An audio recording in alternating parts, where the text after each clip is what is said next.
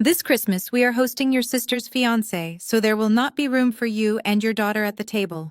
My mother, Wanda, typed into the family group chat without a single emoji to soften the blow. My sister, Chantel, immediately followed up with, "But we still want you to make the dinner as always. Brent loves your prime rib." My father, Clarence, added, "And do not make us feel bad about it. I still want my gift." I stared at the screen and didn't make a scene. I simply turned off my phone, smiled, and mentally calculated the eviction notice period for the house they were sleeping in. Because what none of them seemed to remember was that the dining room table I was banned from sat inside a house that legally belonged to me. Before I tell you how I turned their exclusionary Christmas into their eviction day, let me know where you are watching from in the comments below. Hit like and subscribe if you have ever been treated like an outsider by your own blood. I am Renee, 34 years old, and I am the Vice President of Operations for one of the largest luxury food supply chains on the East Coast. My life is defined by logistics precision and solving expensive problems before they become disasters. On the morning of December 23rd, I was standing in the middle of a refrigerated distribution center in downtown Atlanta. The air was a biting 10 degrees and smelled of salt water and cardboard. My breath plumed in white clouds as I stared down a terrifyingly incompetent shift manager. "You have $50,000 worth of Alaskan king crab sitting on a loading dock that is 10 degrees too warm," I said, my voice low and steady. "If that product is not moved to deep freeze in 5 minutes, you are explaining the loss to the board, not me." The manager scrambled away, barking orders at his team. I adjusted the lapel of my wool coat and checked my clipboard. I was respected here. My word was law. I moved millions of dollars of inventory with a signature. But the moment my phone buzzed in my pocket, the confident executive vanished, and I instantly felt like the small, disregarded daughter of Clarence and Wanda again. I pulled my phone out, expecting a vendor update. Instead, I saw the notification from the group chat named Family Love, a title that felt more ironic with every passing year. I read my mother's message again. "There won't be room for you and your daughter at the table." It was not just about me. If they wanted to treat me like the help, I was used to that. I had been the family doormat for a decade. But Maya, my 12-year-old daughter, was innocent. Maya, who had spent the last month making handmade ornaments for her grandmother. Maya, who had practiced Christmas carols on her violin to play for her grandfather. They were relegating her to the mudroom or the kitchen counter, like she was a second-class citizen, while they feasted with my sister's new white fiancé and his parents. My chest tightened, not with sadness, but with a familiar burning humiliation. I looked around the warehouse at the workers moving with purpose at the empire I helped run. How could I be so powerful in the world and so pathetic in my own family? I started typing a reply. I wanted to say that this was unacceptable. I wanted to say that if we were not welcome at the table, we would not be coming at all.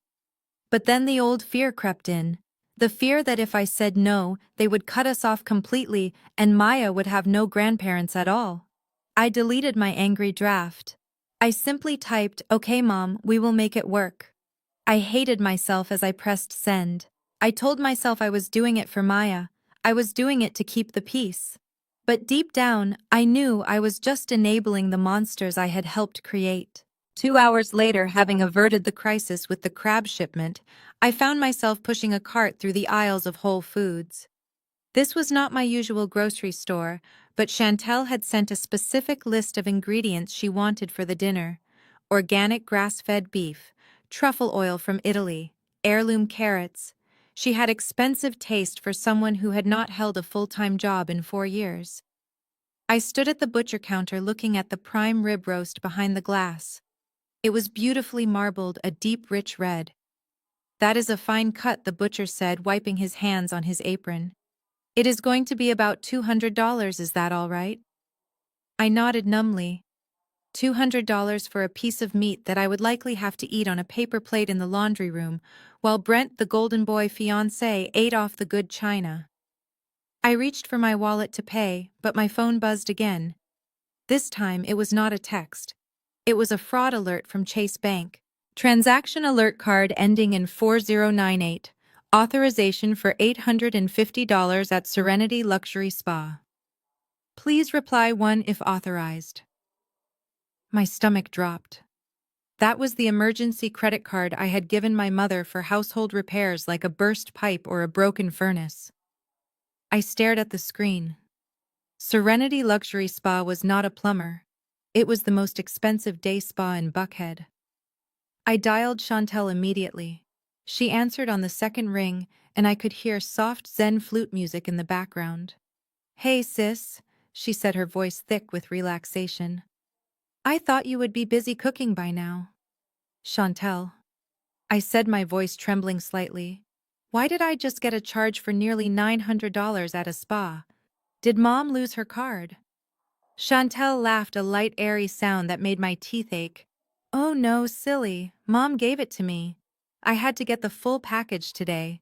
Facial, massage, manicure, pedicure. You know the works. I have to look perfect for Brent's parents tonight. They are very upscale, Renee. I cannot look like I am stressed out." I stood there in the middle of the grocery store, gripping the handle of my cart until my knuckles turned white. "You used my emergency card for a spa day," I whispered. "Chantel, that money was for the house. That was for emergencies." Chantel sighed loudly, the sound of someone annoyed by a petty inconvenience. "Renee, stop being so dramatic. This is an emergency. My appearance is an investment in this family's future. When I marry Brent, we will all move up in the world. You should be thanking me for securing our social standing. Besides, you make plenty of money. What is a few $100s to you? Do not be stingy, it is Christmas." She hung up before I could respond.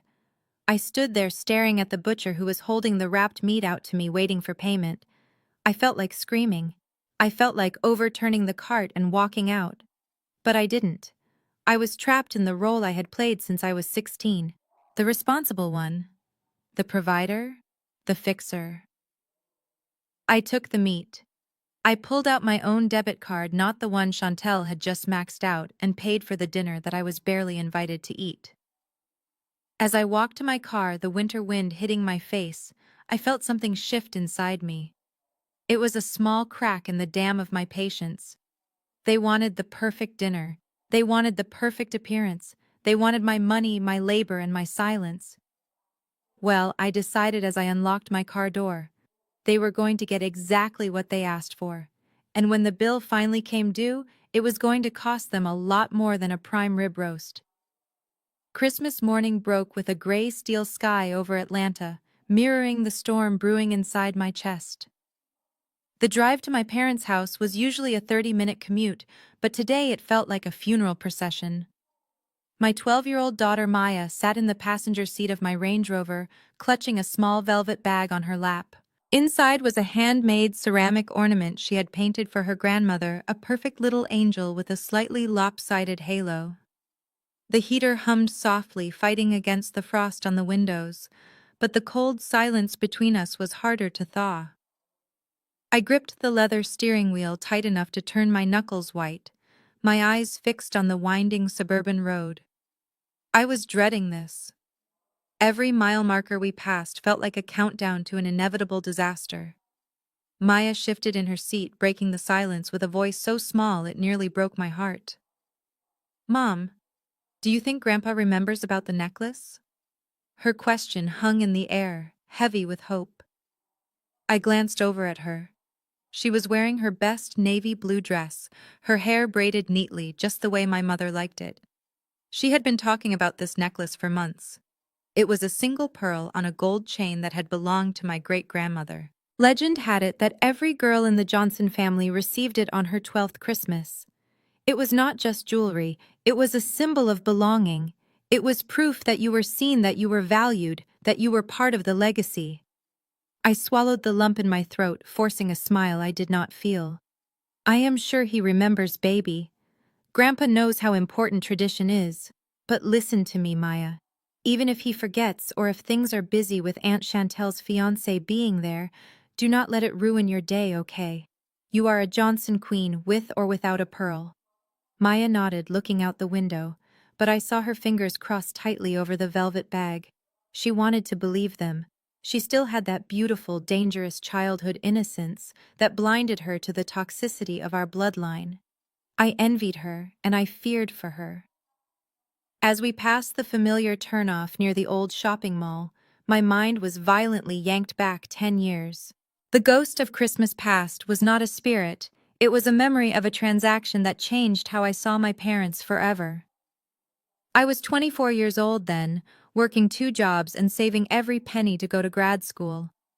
I drove a beat-up Honda Civic that rattled when it went over 40 miles per hour, but it was mine. I had bought it with my own money.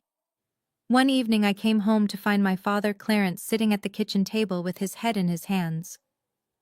My mother Wanda was pacing the floor weeping. They told me Dad was in trouble. Not health trouble, but gambling trouble. He owed $15,000 to some dangerous men in Atlantic City, and the deadline was 48 hours away. They had no savings. They had maxed out their credit cards, keeping up appearances at the country club. They turned to me, their responsible, reliable Renee. They begged me. They said they would lose the house. They said these men might hurt the family. So I did what a good daughter does. I sold my Honda. I drained my grad school fund. I handed them a check for $15,000, wiping out 3 years of my hard work in a single afternoon. For the next 6 months, I took the bus to work. I stood in the rain waiting for transit that was always late, while my parents continued to live in their big house pretending everything was fine. I told myself it was a sacrifice for the family. I told myself we were in this together. Then came the day Chantel turned 18. It was 2 weeks before she graduated high school. I walked up the driveway exhausted after a long bus ride and a mile walk carrying my grocery bags. And there it sat. A brand new pearl white BMW, wrapped in a giant red bow. My father was beaming holding the keys. My mother was clapping her hands. Chantel was screaming with delight, jumping up and down. I stood there frozen, my shoes soaked from the rain dropping my grocery bags on the pavement. I walked up to my mother, my voice trembling. "Mom, how? You told me we were broke. You told me you could not help me buy a bus pass last week. Where did this come from?" My mother stopped clapping and turned to me, her face hardening instantly. "Do not start, Renee. This is a lease. We have to keep up an image. Chantel is going to a private college in the fall. She cannot show up in a junker. People will talk. We have a reputation in this community."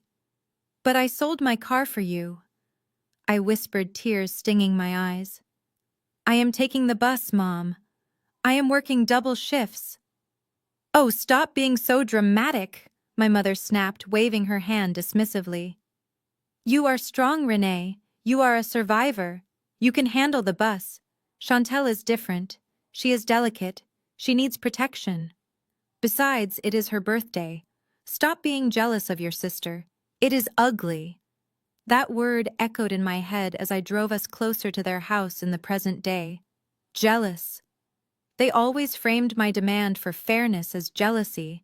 They weaponized my strength against me. Because I could endure the bus, I was forced to take it. Because Chantel was useless and fragile, she was given a BMW. It was a pattern that had never broken. I was the mule, and she was the show pony. And now here I was, driving my own luxury car, paid for by my own success, about to walk into that same house to be treated like the help again.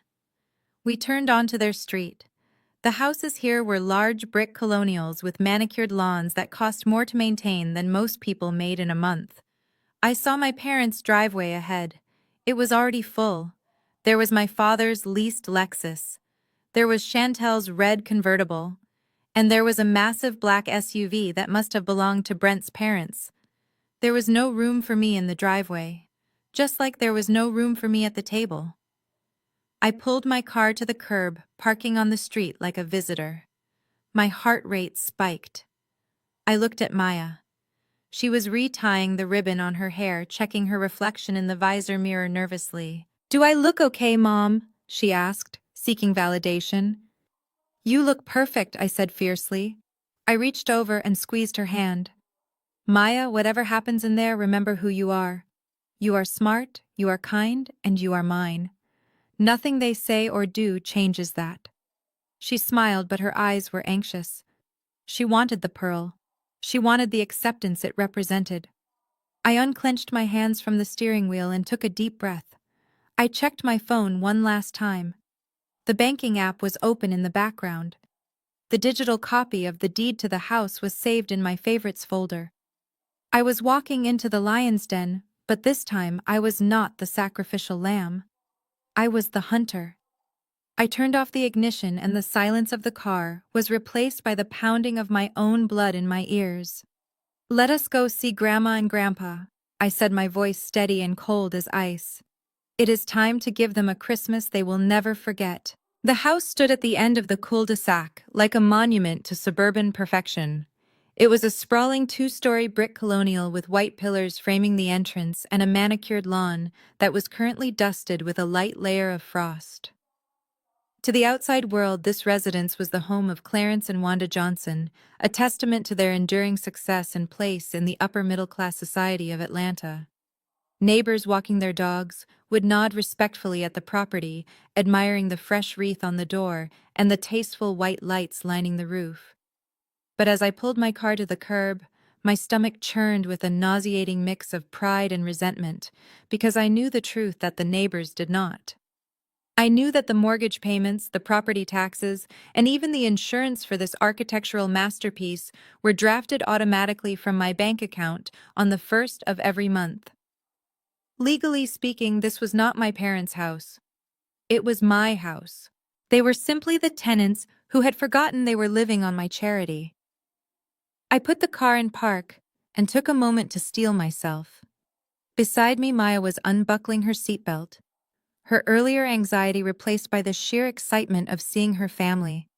She did not see a battlefield, she saw a home. I wished I could borrow her vision for just one afternoon. I looked out the windshield and saw him. Brent. My sister's fiancé was standing on the front porch leaning against one of the white pillars I had paid to have repainted last summer. He looked like he had stepped out of a catalog for old money wannabes, wearing a cashmere sweater tied loosely around his shoulders, and sipping from a crystal tumbler that I recognized as part of my father's vintage collection.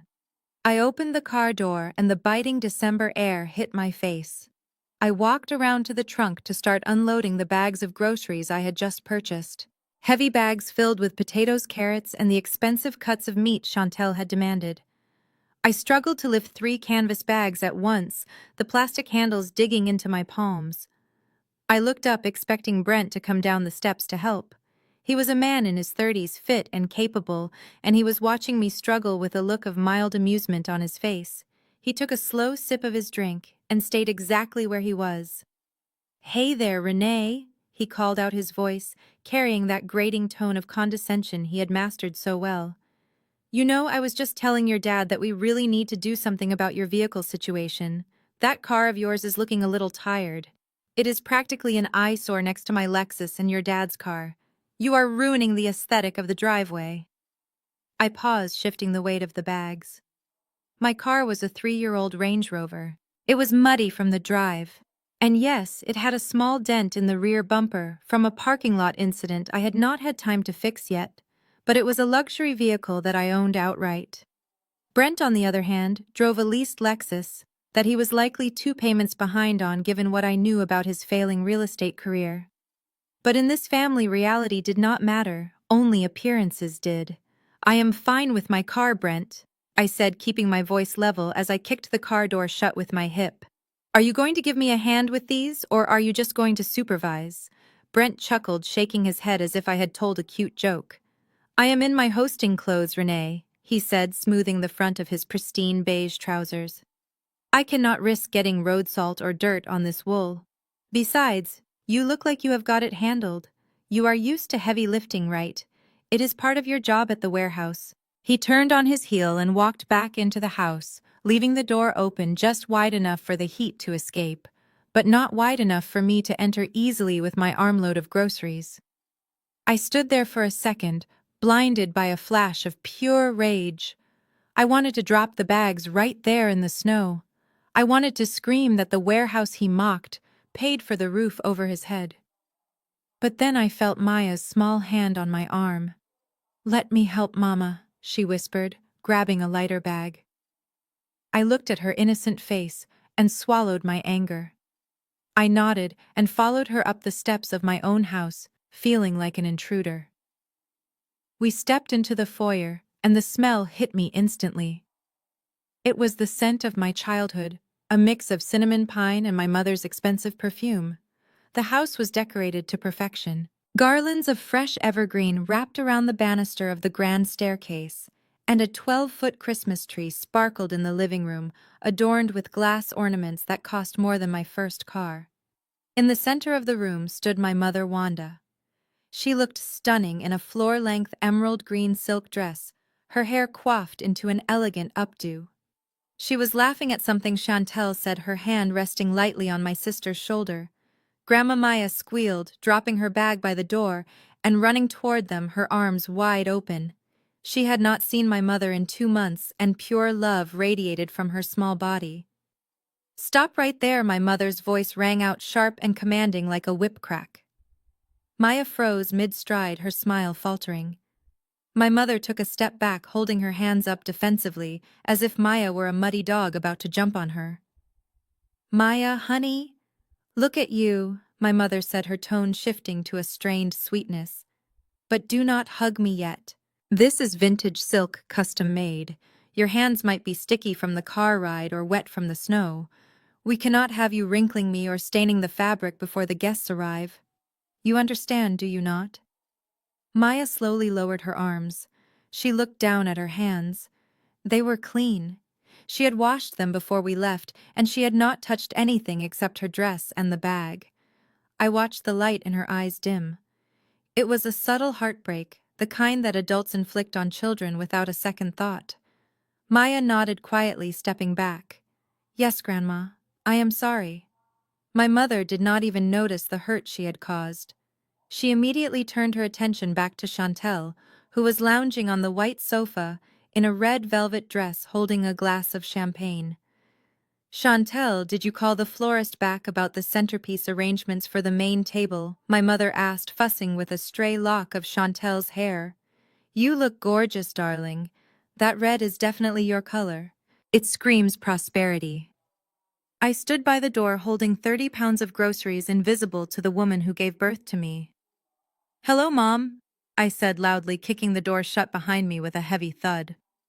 My mother glanced over at me, her eyes scanning my outfit with critical precision. I was wearing a simple black sweater and tailored trousers, practical for cooking but elegant enough for dinner. Her lip curled slightly. "Oh, Renee, you are here. Good.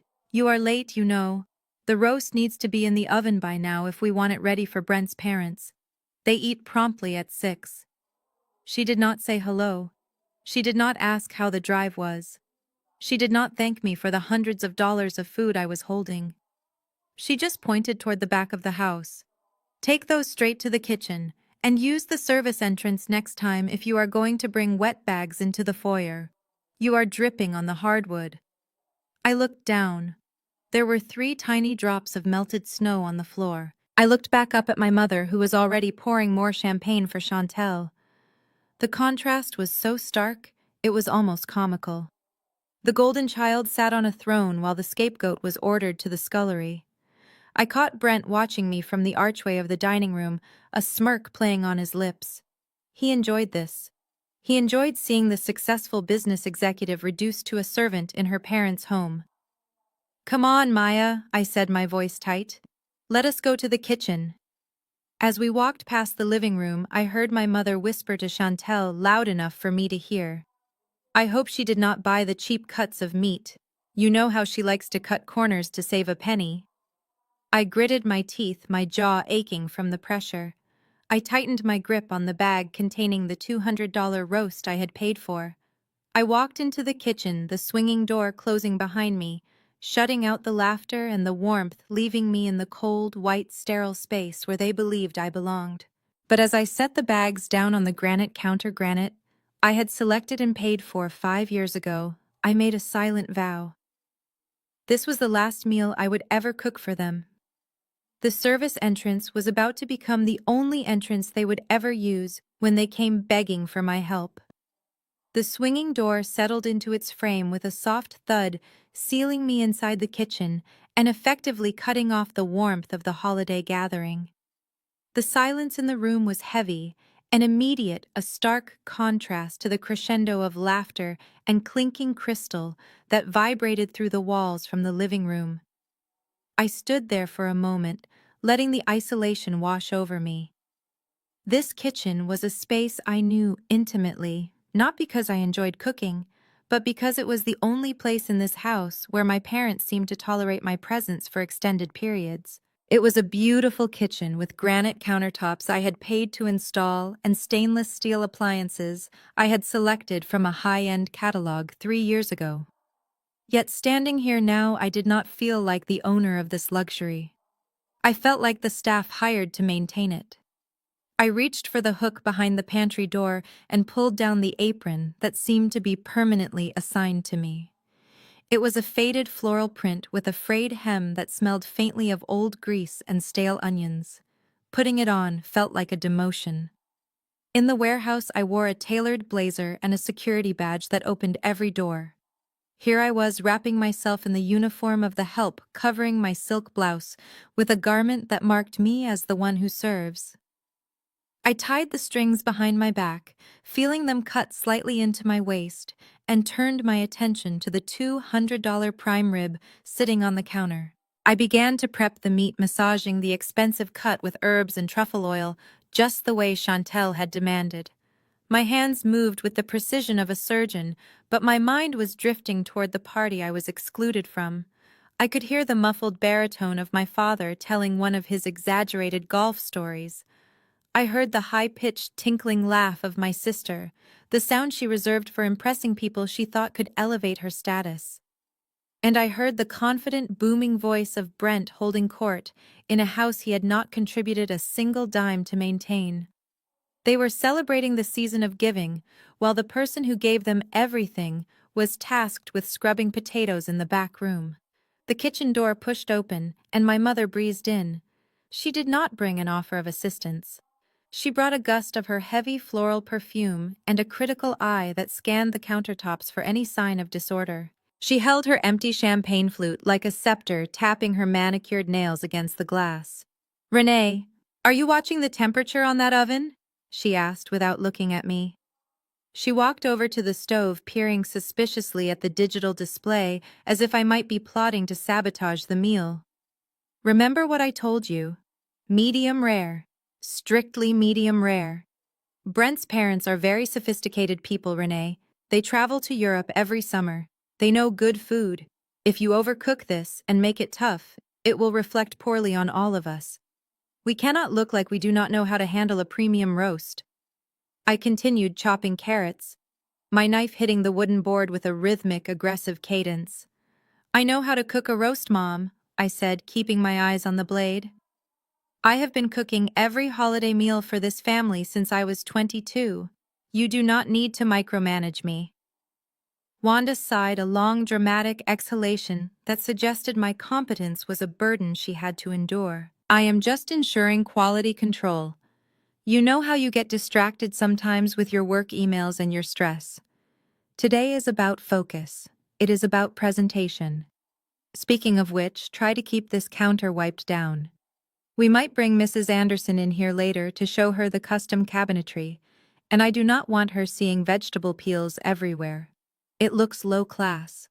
She ran a finger along the granite, checking for dust, then turned to leave. She did not ask if I needed a drink. She did not ask if I was hungry.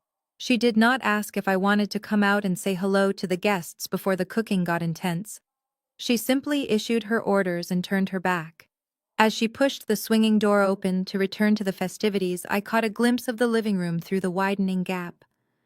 The scene was bathed in the warm, golden glow of the fireplace and the twinkling lights of the Christmas tree. It looked like a Norman Rockwell painting, if Rockwell painted bougie families living on credit. But what caught my eye and made my hand freeze mid-chop was Brent. He was sitting in the large leather armchair, the one that used to be my grandfather's favorite. He looked entirely at home, laughing at something his father was saying. And there, resting squarely on the mahogany coffee table, were his feet. He was wearing shoes. Not just socks, but heavy brown loafers with hard soles. And he had propped them up right on the delicate polished surface of the table I had bought for my father for his 60th birthday. That table was an antique reproduction I had shipped from Charleston. It cost $1,200. I remembered how my father had gushed over it, how he had promised to keep it pristine using coasters and special polish. And now he was sitting right there watching this man, this mediocre real estate agent, treat it like a footrest at a dive bar. My father said nothing, said. My mother said nothing. They were so desperate to please Brent's family, so desperate to be accepted by these people, that they allowed him to trample on their furniture, just as they allowed him to trample on their daughter. The door swung shut, cutting off the view, but the image was burned into my retinas. The disrespect was physical. It was tangible. It was a shoe on a mahogany table. I looked down at the prime rib, the meat that was worth more than my sister's weekly paycheck. I felt the heat rising in the small kitchen. It was not just the oven preheating to 400 degrees, it was the heat of a fire that had been smoldering for decades, finally finding enough oxygen to roar. I picked up the roasting pan, my grip tightening on the metal handles. They wanted a perfect meal. They wanted service. They wanted to pretend they were royalty, while I remained the invisible engine keeping their fantasy running. I slid the meat into the oven and slammed the door shut with a force that rattled the spice rack. Enjoy the appetizers, I whispered to the empty room, because the main course comes with a side of reality you are not ready to swallow. The doorbell chimed, a melodic two-note sound that echoed through the house like a gavel striking a judge's podium. In the kitchen, the sound made my mother freeze mid-stride. She whipped her head around, her eyes wide with a mixture of panic and desperation that would have been funny if it were not so pathetic. "They are here," she hissed at me. "Renee, do not come out until the appetizers are perfectly plated, and for God's sake, take off that apron if you are going to walk through the dining room. We do not want you looking like you just scrubbed a pot, even though that is exactly what you are doing." She smoothed her silk dress, took a deep breath, and pasted a bright artificial smile onto her face before pushing through the swinging door to greet our guests. I stayed behind, listening to the muffled sounds of greetings in the foyer. The voices were loud and performative. I heard my father's booming laugh, the one he used when he was trying to sell an insurance package to a skeptical client. I heard Chantel's high-pitched giggle, and then I heard new voices. The first was a woman's voice, sharp and nasally, carrying the unmistakable cadence of someone who is used to complaining to managers. "Oh, Wanda, your home is just delightful. A bit smaller than the photos Brent showed us, but very cozy." That was Eleanor, Brent's mother. Even in her compliment there was a barb, a subtle reminder that she considered herself above this tax bracket. Then came Richard, Brent's father, his voice gruff and loud. "Nice driveway, Clarence, though I noticed the pavement is cracking a bit near the garage. You ought to get that looked at before the frost heave makes it worse." I stood over the kitchen island, arranging bacon-wrapped scallops onto a silver platter. My hands were steady, but my blood was boiling. The driveway was cracking because I had refused to pay for the resurfacing last month, telling my father it was his responsibility to maintain the property I let him live in rent-free. Clearly he had spent that money on something else, likely the case of expensive scotch I saw sitting on the bar cart. I took a deep breath. I was a professional. I negotiated contracts with hostile union leaders and navigated supply chain crises that threatened millions of dollars in inventory. I could handle 2 judgmental retirees from Connecticut. I smoothed my black sweater, checked my reflection in the microwave door, and picked up the heavy silver platter. It was time to play my part. I pushed the door open with my hip and stepped into the living room. The scene before me was a masterclass in social posturing. My parents and Chantel were clustered around the newcomers like moths drawn to a very dim flame. Eleanor was a petite woman with stiff helmet-like blonde hair, wearing a beige cashmere set that looked expensive from a distance but pilled up close. Richard was a large man with a red face squeezed into a blazer that was slightly too tight across the shoulders. They were not the Rockefellers my mother made them out to be. They were simply people with a little bit of money and a lot of audacity. "Ah, here are the hors d'oeuvres," my father announced, gesturing toward me with a grand sweep of his hand. I walked toward the group, the silver platter heavy in my hands. I approached Eleanor first, offering her the tray with a polite smile. "Good evening," I said, my voice professional and warm. "I am Renee. It is nice to meet you." Eleanor did not look at my face. She did not look at my eyes. Her gaze went straight to the scallops, then to my hands, then to my plain black outfit. She picked up a scallop with a napkin, popping it into her mouth, while continuing to look past me toward the Christmas tree. Tasty," she mumbled. Then she turned slightly toward me, extending her empty glass without making eye contact. "Honey, could you be a dear and get me some more ice? This Chardonnay is tepid. And while you are at it, bring a few napkins for Richard. He is making a mess." The room went dead silent. The air was sucked out of the space, leaving a vacuum filled only by the crackling of the fire. Eleanor had just mistaken me, the homeowner, the breadwinner, the vice president of operations, for the hired help. She assumed that because I was holding a tray and wearing black, I was there to serve her. I stood frozen, the silver platter trembling slightly in my hands. I looked at Brent. He was standing right next to his mother, sipping his drink. He knew exactly who I was. He knew I paid the heating bill, keeping his mother warm. He knew I paid for the wine she was drinking. A smirk played on his lips. He said nothing. I looked at my father, Clarence Johnson. The man who had raised me looked down at his shoes, suddenly finding the pattern of the Persian rug fascinating. I looked at my mother. Wanda was gripping her champagne glass so hard I thought it might shatter. Her eyes darted between me and Eleanor, terrified that the illusion of their perfect, wealthy life was about to shatter. Finally, I looked at Chantel, my sister, the girl I had tutored in math, the girl whose tuition I had helped pay. This was her moment. All she had to say was, "Oh, Eleanor, this is my sister Renee. She is just helping us out because she is wonderful." Chantel cleared her throat. She smiled, a tight, nervous smile that did not reach her eyes. She looked at Eleanor, then at me, and made her choice. "Oh, yes," Chantel said, her voice light and breezy. "She just loves being in the kitchen. We honestly cannot keep her out of there. Just let her know if you need anything else, Eleanor. She is happy to serve." The betrayal hit me harder than a physical blow. It was a visceral, sharp pain in the center of my chest. She had denied me. She had reduced me to a servant in my own home to save face in front of these strangers. She had chosen the approval of a woman she just met over the dignity of the sister who had carried her for years. Eleanor smiled, oblivious to the knife that had just been twisted in my back. "Oh, that is wonderful. Good help is so hard to find these days, isn't it? Well, chop chop, dear." The ice. I looked at Chantel one last time. I wanted to throw the platter of scallops onto the white carpet. I wanted to scream that I owned the chair she was sitting in. I wanted to pull out my phone and show Eleanor my bank balance, which I guaranteed was higher than hers. But I did not. Not yet. The anger that flooded my veins was not hot and explosive. It was cold. It was liquid nitrogen. It clarified everything.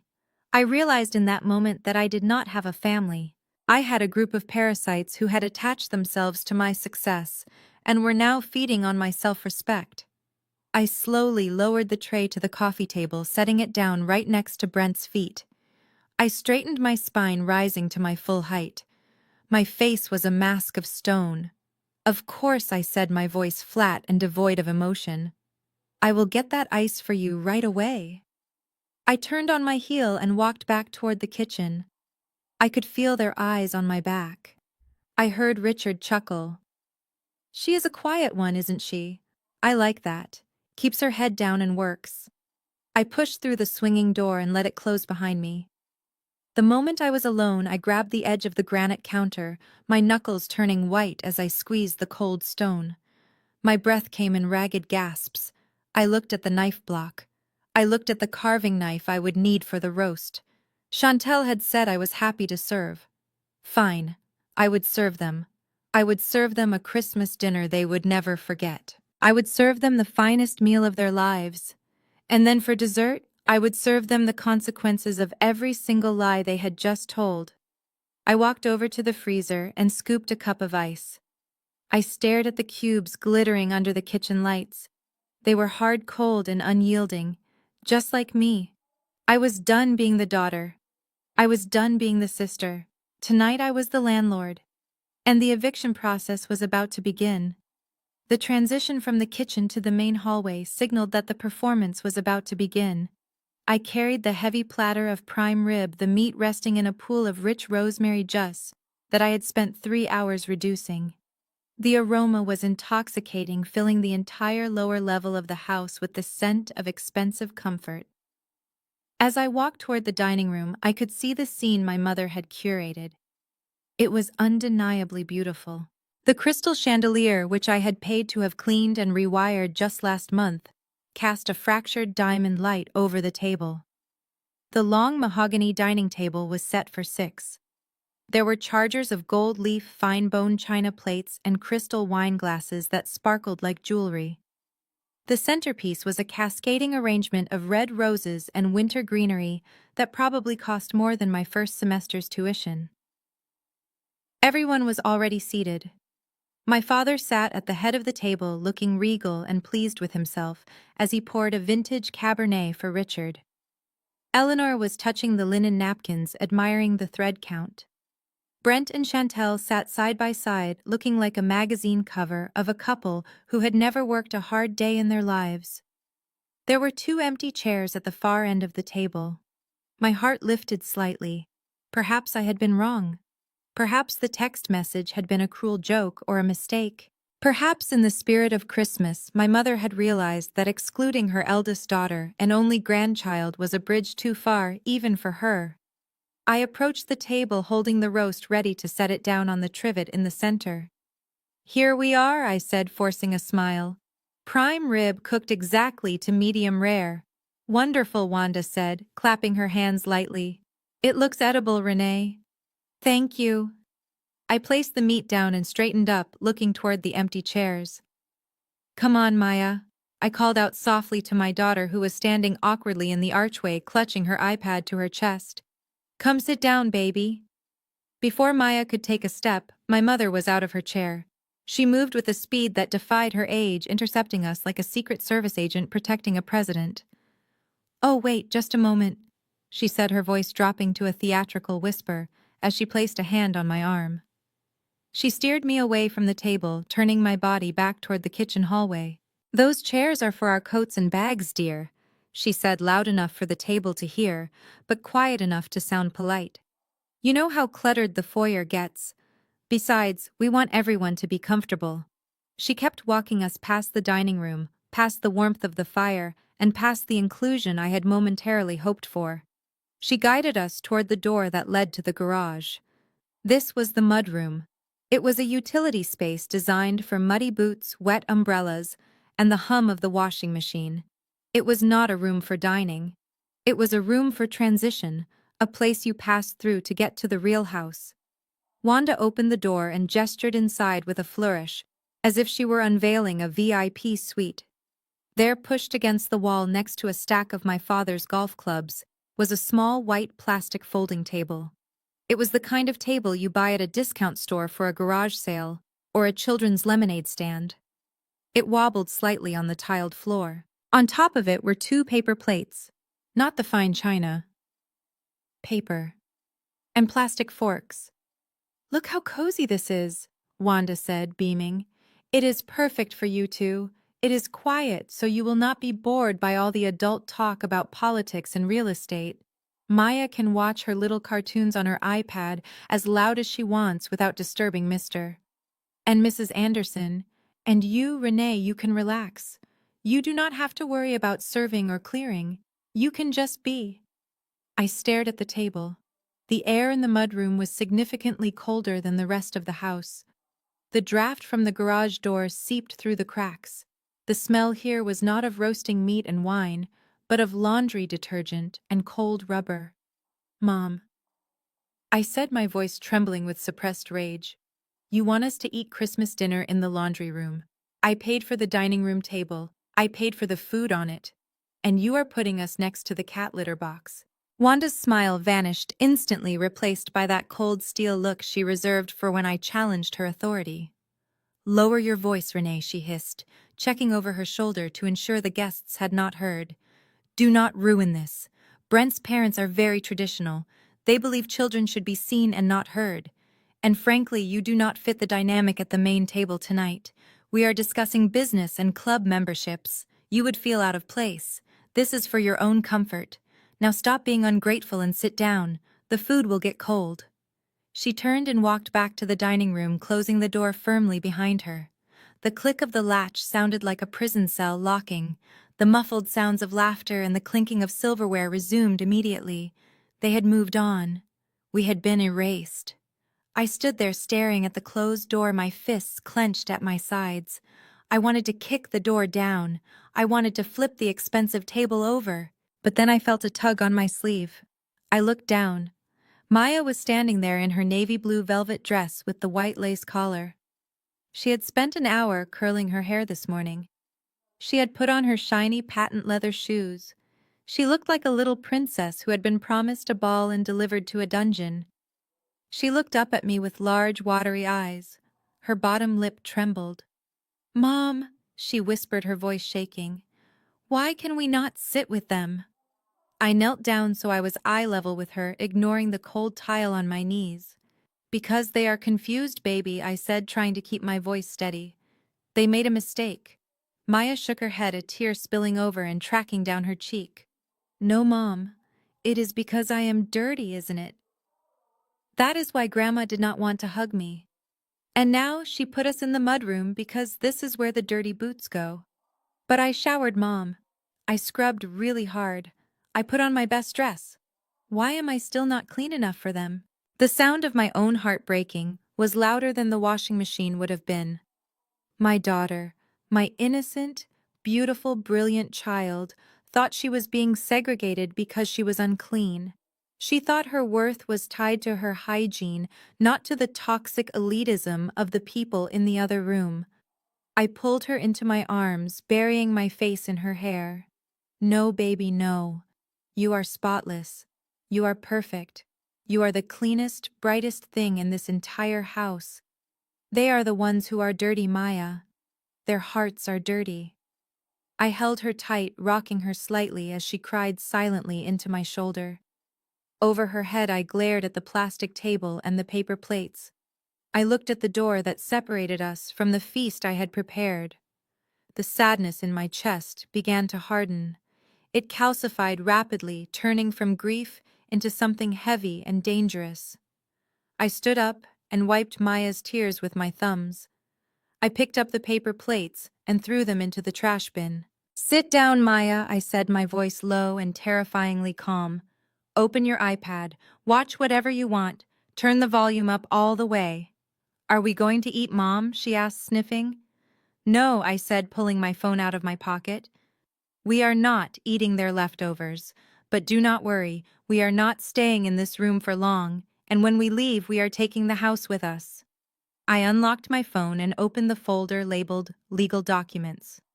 My thumb hovered over the file named Eviction Notice Draft. I had prepared it months ago as a worst-case scenario, a nuclear option I never thought I would use. But looking at my daughter sitting next to a pile of dirty laundry while strangers ate the food she helped buy, I realized the nuclear option was the only option left. "Eat up, everyone," I whispered to the closed door.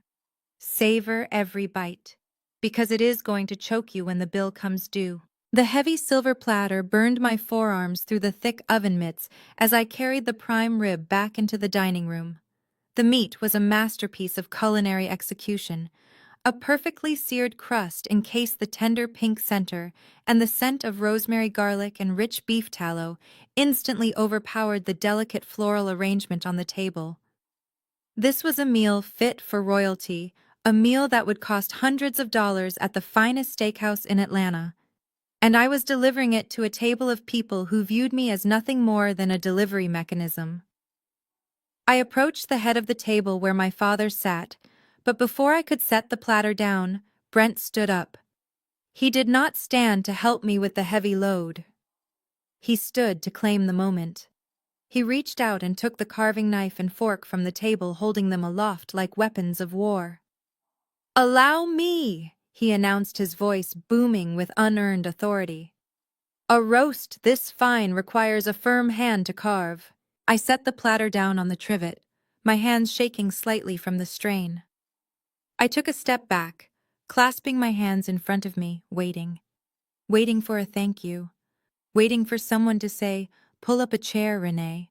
Waiting for a single crumb of acknowledgement that I was a human being and not a kitchen appliance. Brent sliced into the meat. The knife slid through the beef like it was butter, revealing the perfect medium-rare center my mother had demanded. A collective murmur of appreciation went around the table. Eleanor adjusted her glasses to get a better look. Richard nodded approvingly, tapping his finger on the tablecloth. "Now, that is what I call dinner," Richard grunted. "Good color. Not too bloody, not too dry. Hard to get that right in a home oven." Brent placed a thick slab of meat onto his father's plate, then served his mother before serving my parents. Finally, he served Chantel, giving her the choicest cut from the center. He did not serve me. He did not even look at me. He just continued to carve, placing a piece on his own plate before setting the knife down with a satisfied clatter. He took a bite, chewing slowly with his eyes closed, as if he were a judge on a cooking show. He swallowed and turned to Chantel, a wide grin on his face. "Babe, you have outdone yourself," he said, raising his wineglass in her direction. "I know you did not cook it yourself, but you sure know how to hire the right people. You have got a real knack for management. Finding someone who can execute a menu like this is a skill in itself." Chantel preened, fluffing her hair and resting her hand on his arm.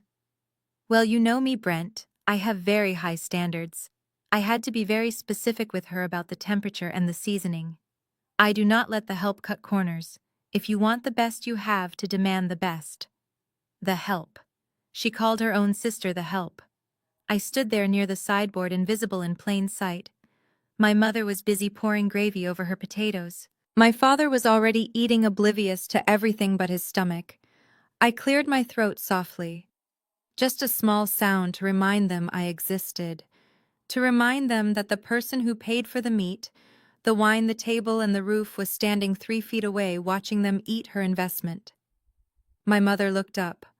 Her eyes were glazed over with wine and self-satisfaction. She waved her fork at me dismissively.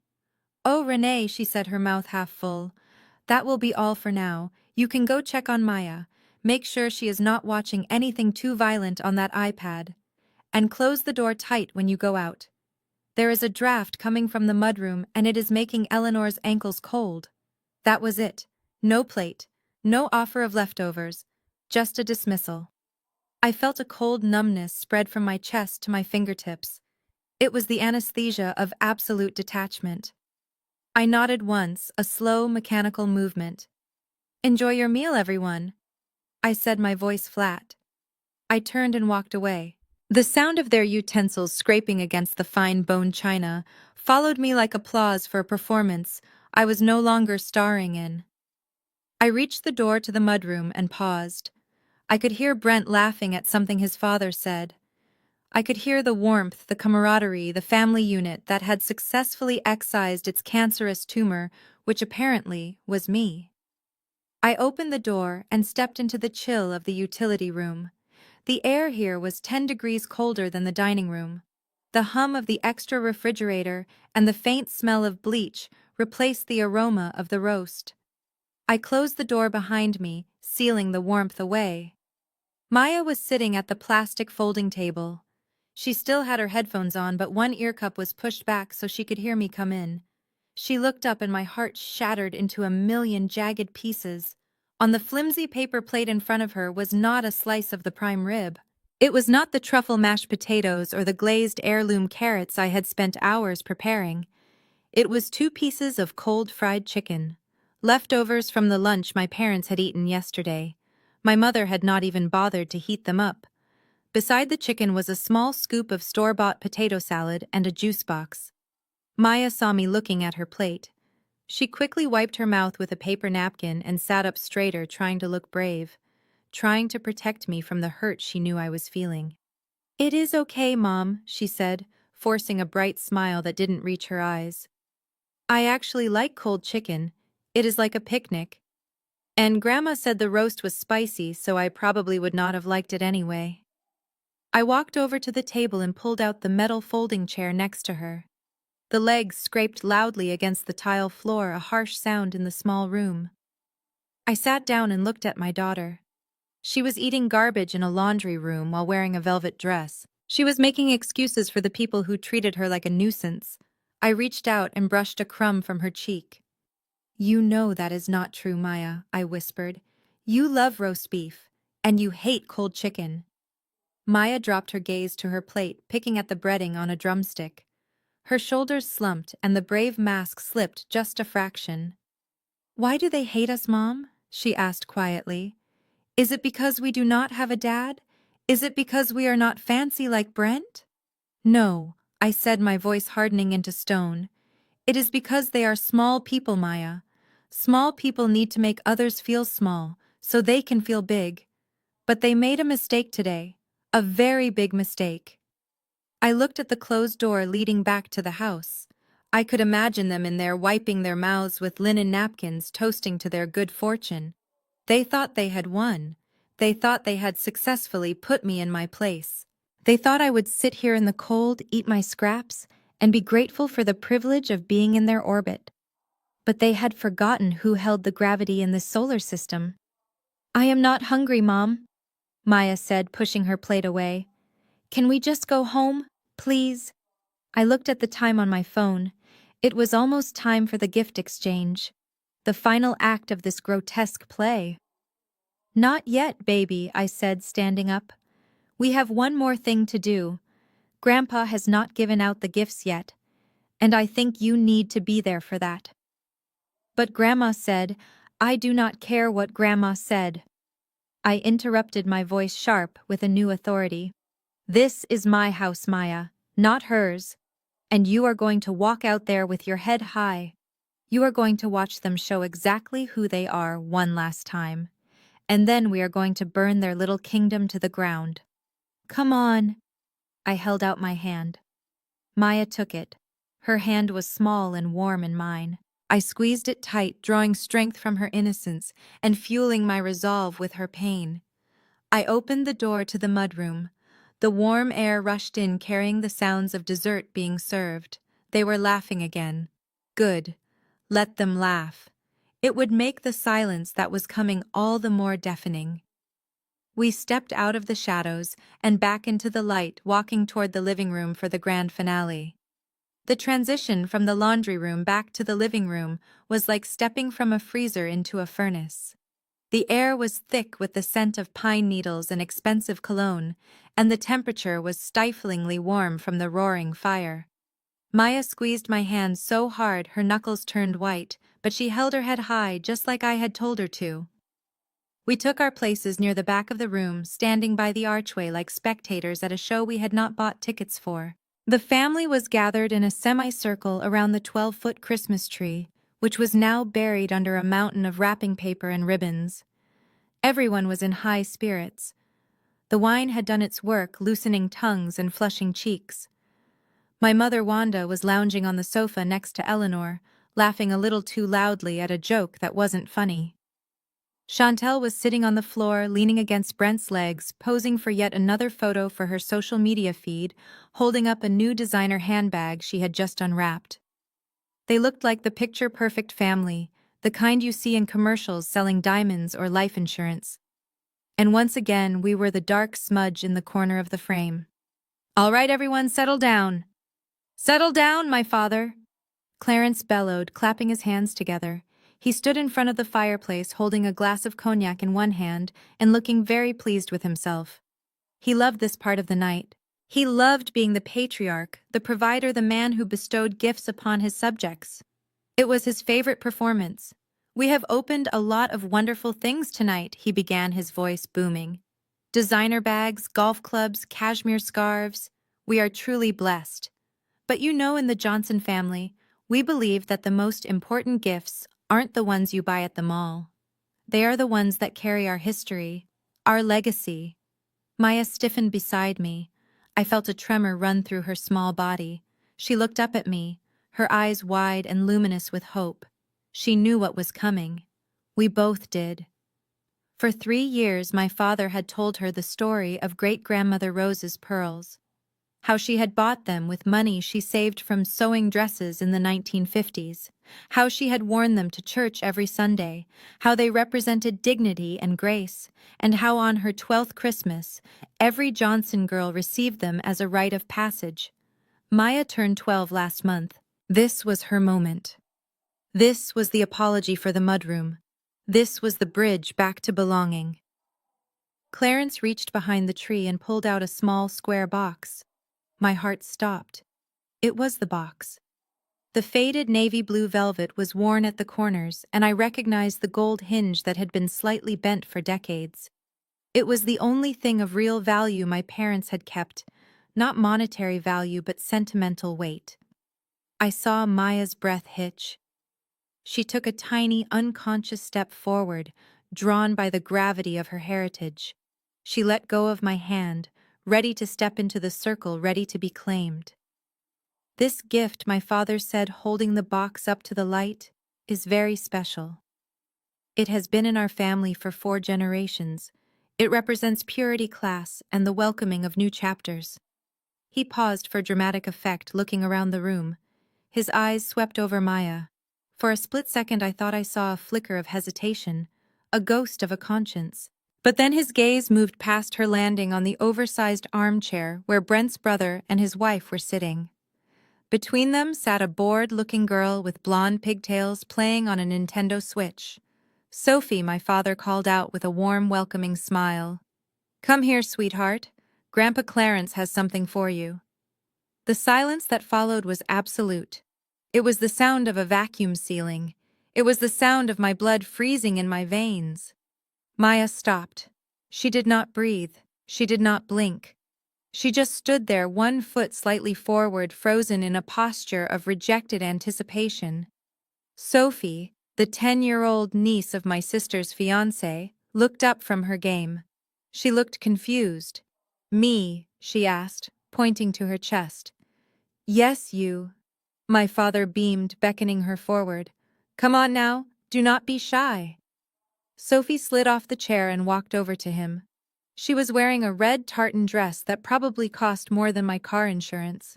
She looked at the old velvet box with mild curiosity, nothing more. She did not know who great-grandmother Rose was. She did not know about the sewing money. She did not know that pearls were a promise. My father knelt down on one knee, groaning slightly with the effort. "Sophie, getting to know you and your family over the last few months has been such a joy. When Brent marries Chantel, we are all becoming one big family. And in the Johnson house, we like to make sure our new daughters feel just as special as our old ones." He opened the box. The single pearl on the delicate gold chain shimmered in the firelight. It was modest by modern standards, but it was sacred. "I want you to have this," my father said, taking the necklace out, "to welcome you, to show you that you are a Johnson now too." "No." The word escaped my lips before I could stop it. It was a strangled whisper, but in the quiet room it sounded like a gunshot. My mother whipped her head around, her eyes narrowing into slits. "Renee," she mouthed a warning, silent and deadly. But it was too late. My father was already fastening the clasp around Sophie's neck. The gold chain settled against her pale skin. It looked alien there. It looked stolen. Sophie looked down at it and shrugged. "Thanks," she said flatly. "It is kinda small, though." Laughter rippled through the room. Uncomfortable, relieved laughter. Oh, she is so honest, Eleanor chuckled, sipping her wine. Children say the darndest things. Thank you, Clarence. That is such a sweet gesture. Very welcoming of you. My father stood up, beaming at the praise. He had successfully bought the approval of his wealthy in-laws, using his own granddaughter's birthright as currency. He patted Sophie on the head. You are welcome, sweetie. Now go show your mom. Sophie ran back to her parents, the necklace bouncing against her chest. Maya stood rooted to the spot. The light had gone out of her eyes. It wasn't just sadness. It was a profound, shattering realization. She had been replaced. She had been erased. The one thing that proved she was part of this family had been given to a stranger, a white child they had known for 8 weeks, simply to impress her parents. I looked at my father. He was avoiding my gaze, busy pouring himself another drink. I looked at my mother. She was studiously adjusting a bow on a gift box, refusing to look at the devastation she had helped orchestrate. I looked at Chantel. She was typing on her phone, probably posting about the touching moment. The rage that had been cold in the kitchen ignited into a white-hot supernova. This was not about a necklace. This was about value. They valued the appearance of proximity to whiteness and wealth more than they valued their own flesh and blood. They had sacrificed Maya's heart on the altar of their social climbing. Maya turned to me slowly. She did not cry. She looked too tired to cry. She looked like a 40-year-old woman trapped in a child's body who had just learned that the world is a cruel, transactional place. Can we go now, Mom? She whispered. I do not want my gift. I looked at the pile of generic gifts under the tree marked for Maya. Probably a sweater. Maybe a book. Things bought without thought, without love. Yes, baby. I said, my voice vibrating with the intensity of the earthquake that was about to hit this house. We are going, but not before I give them my gift. I reached into my pocket and wrapped my fingers around my phone. The screen was cool against my sweating palm. I stepped forward, moving out of the shadows and into the center of the room. My movement was sudden and aggressive enough that the chatter died down. Renee, where are you going? My mother asked, annoyed. We haven't finished the gifts. I am finished, Mom, I said. I walked right up to the Christmas tree, standing between my father and his guests. I looked at Sophie playing with the pearl necklace. Then I looked at Brent. Then I looked at my parents. I looked at them with the clarity of a predator who has finally decided to stop eating grass and start eating meat. Actually, I announced, my voice projecting to the back of the room, clear and steady. I have one last surprise for everyone. Since we are in the spirit of giving away things that belong to other people, I thought I would share something too. I held up my phone. The black screen reflected the twinkling lights of the tree. It looked like a detonator, and in a way it was. Brent, you asked earlier about my car, I said, locking eyes with him. You said it was bringing down the property value. Well, I have good news. You won't have to look at it anymore. My mother stood up, sensing the shift in the atmosphere. Her face went pale. Renee, what are you doing? Stop this right now. But I was not stopping. The train had left the station and it was carrying a payload of dynamite. I tapped the screen. The AirPlay icon glowed blue. I think it is time we all learned exactly who owns what in this house, I said. And with one tap, I cast my phone screen to the 65-inch television mounted above the fireplace, turning their cozy holiday backdrop into a courtroom exhibit. The silence that followed my father's betrayal was shattered by a sound that tore through my chest like a physical blow. It was the sound of my daughter's heart breaking in real time. Maya did not just cry, she wailed. It was a primal sound of absolute devastation, a rejection so deep it scraped the bottom of her soul. She took a step forward, her small hands balling into fists at her sides, her face crumpling into a mask of pure anguish. That is mine, she screamed, her voice cracking on the last word. That is mine, Grandpa promised. He promised me. The room erupted into chaos. The polite veneer of the holiday gathering dissolved instantly. Eleanor recoiled, clutching her pearls as if Maya were a feral animal attacking her. Richard frowned, setting his drink down with a heavy thud. Sophie, the girl wearing my daughter's birthright, looked scared and took a step back behind her mother. But it was my family's reaction that turned my shock into a cold, hard resolve. Chantel was the first to react. She did not kneel down to comfort her niece. She did not look at her father with confusion or anger for what he had done. She looked at Maya with pure, unadulterated disgust. She stood up so fast her chair scraped loudly against the hardwood floor. "Maya, stop it right now," Chantel shouted, stomping her foot like a petulant teenager. "You are being completely ridiculous. Stop screaming. You are embarrassing me in front of Brent's family." Maya looked at her aunt, her eyes swimming with tears. "But Aunt Chantel," she sobbed, pointing a shaking finger at Sophie. "That is Great-Grandma Rose's necklace. Mommy told me about it." Grandpa said. "I do not care what Grandpa said," Chantel interrupted, her voice shrill and piercing. "Sophie is a guest. Sophie is family now. You are being selfish and greedy. It is just a necklace, Maya. My God, Renee cannot afford to buy you jewelry, so now you have to ruin my engagement dinner over a cheap pearl. Grow up." The accusation hung in the air, toxic and false. But before I could open my mouth, my mother moved. Wanda, who had claimed she didn't want to wrinkle her dress earlier, now had no problem grabbing my sobbing daughter by the arm. Her grip was tight, too tight. She dug her manicured nails into Maya's velvet sleeve, pulling her away from the center of the room, as if she were taking out the trash. "That is enough," Wanda hissed, her face contorted in anger. "I knew we shouldn't have let you come out of the mudroom. You clearly do not know how to behave in polite society. Look at you. You are making a scene. You are upsetting Sophie." "Grandma, please," Maya begged, trying to pull her arm free. "It is mine. It is nobody's until we say so," Wanda snapped. "And right now, you are acting like a spoiled brat. I will not have you ruining this night for your sister. Get out!" Wanda dragged her toward the front door. Not back to the mudroom, but to the front door. "Go sit in the car," she ordered, opening the heavy oak door and letting the freezing December wind blast into the hallway. "Here are the keys. Go sit in your mother's car and wait there until we are done. If you cannot act like a lady, you will not stay in this house." "But it is freezing," Maya cried, shivering as the cold air hit her tear-stained face. "Turn the heat on then," Wanda said, shoving the keys into Maya's hand. "Just get out of my sight, and do not come back in until you are ready to apologize to everyone, especially Sophie."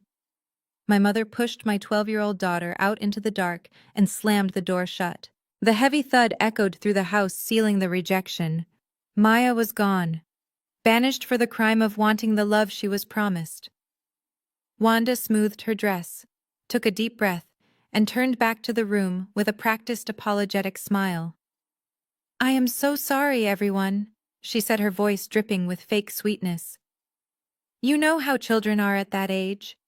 So emotional. Renee has always been a bit lax with discipline. We try our best, but, well, you know." She trailed off, casting a disparaging look in my direction. The implication was clear. Maya was broken because I was a bad mother. The room exhaled. Brent picked up his drink again. Eleanor whispered something to Richard, and they both nodded, looking at me with pity and judgment. "Renee, maybe you should go check on her," Brent suggested lazily, leaning back in his chair. "She seems a little unstable, probably gets it from her father, whoever he is." He laughed, a short, cruel chuckle. Chantel giggled along with him. That was the moment. That was the exact millisecond when the Renee they knew died. The dutiful daughter who paid the bills and cooked the food and cleaned the messes vanished. The sister who stepped aside so the golden child could shine ceased to exist. I sat there for one heartbeat longer, staring at the closed front door, where my baby was crying alone in the cold. I felt a physical shift in my body. My heart rate slowed down. The heat of embarrassment evaporated, leaving behind a clarity so sharp it felt like a blade in my mind. I did not run after Maya. If I went out there now, I would just be the defeated mother comforting her child in exile. I would be accepting their narrative. I would be fleeing. No, I was not leaving. Not yet. I stood up. I moved slowly, deliberately. My chair did not scrape. I smoothed the front of my black sweater. I picked up my phone from the table. "Renee, where are you going?" Wanda asked, her tone warning.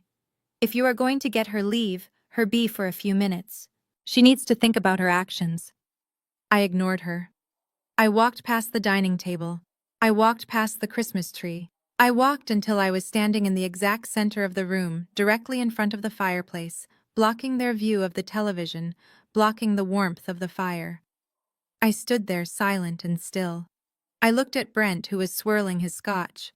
I looked at Chantel, who was checking her makeup in her compact mirror. I looked at my father, who was refusing to meet my eyes. And finally I looked at my mother. My eyes were dry. My face was expressionless.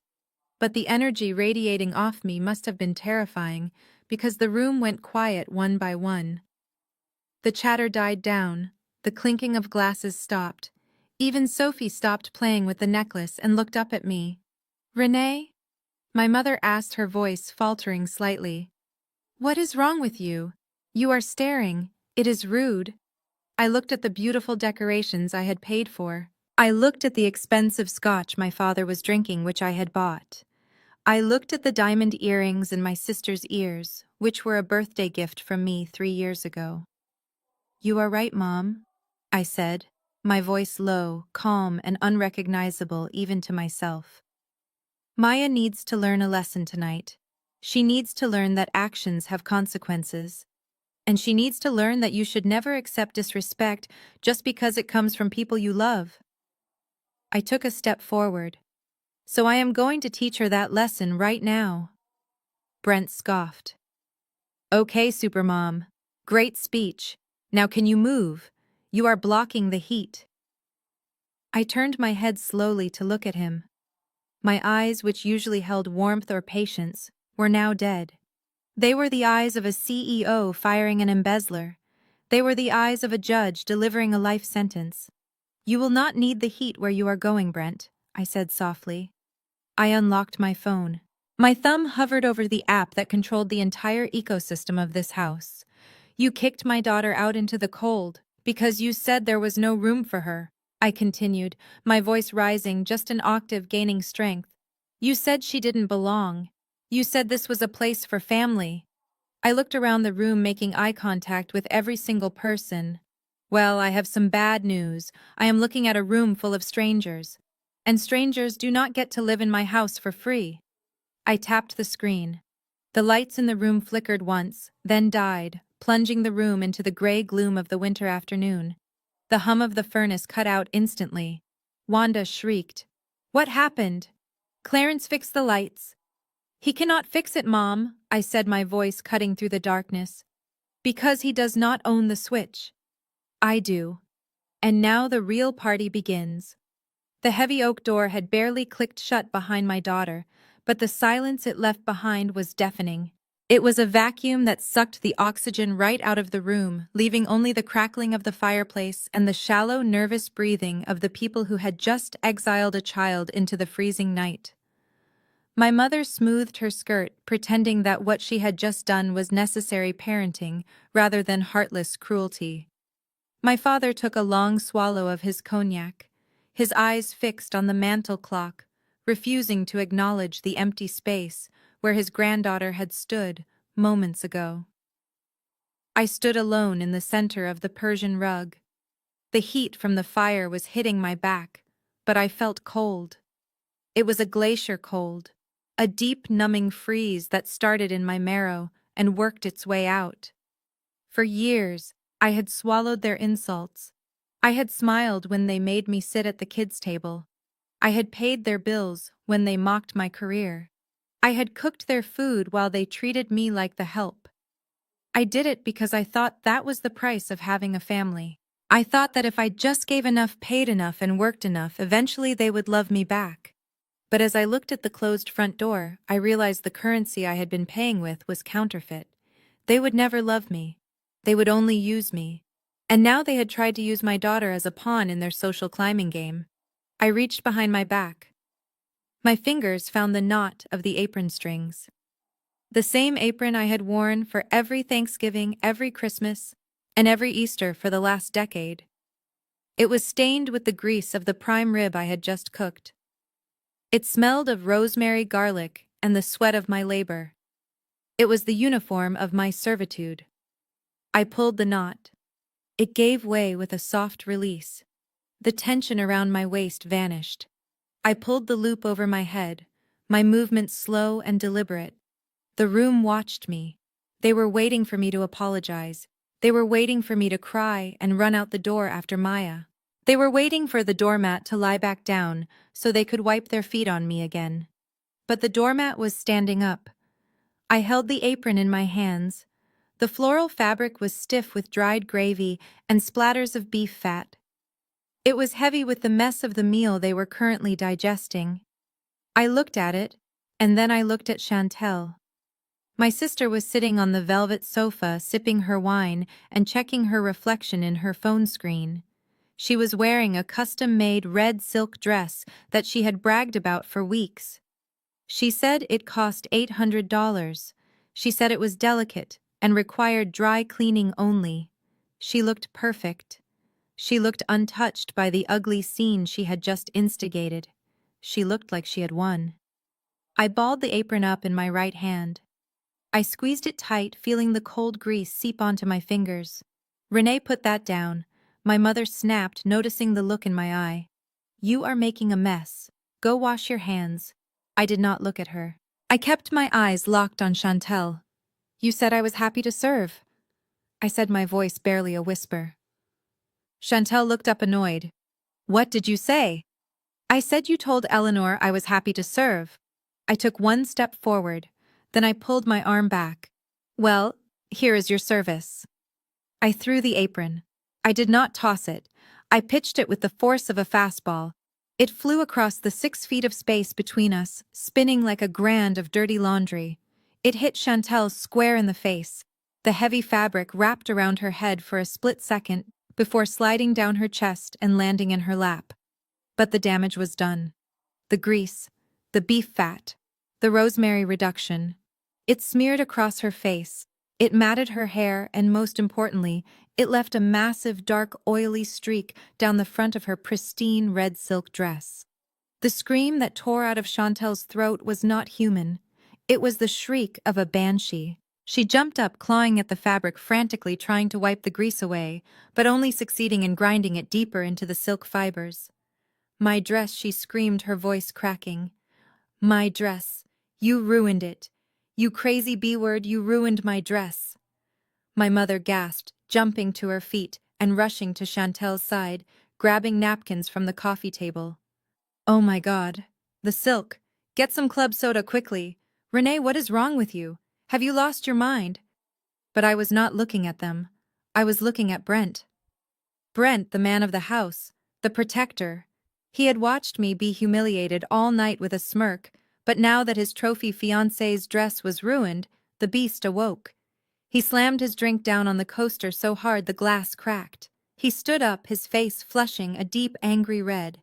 He marched toward me, crossing the room in 3 long strides until he was towering over me.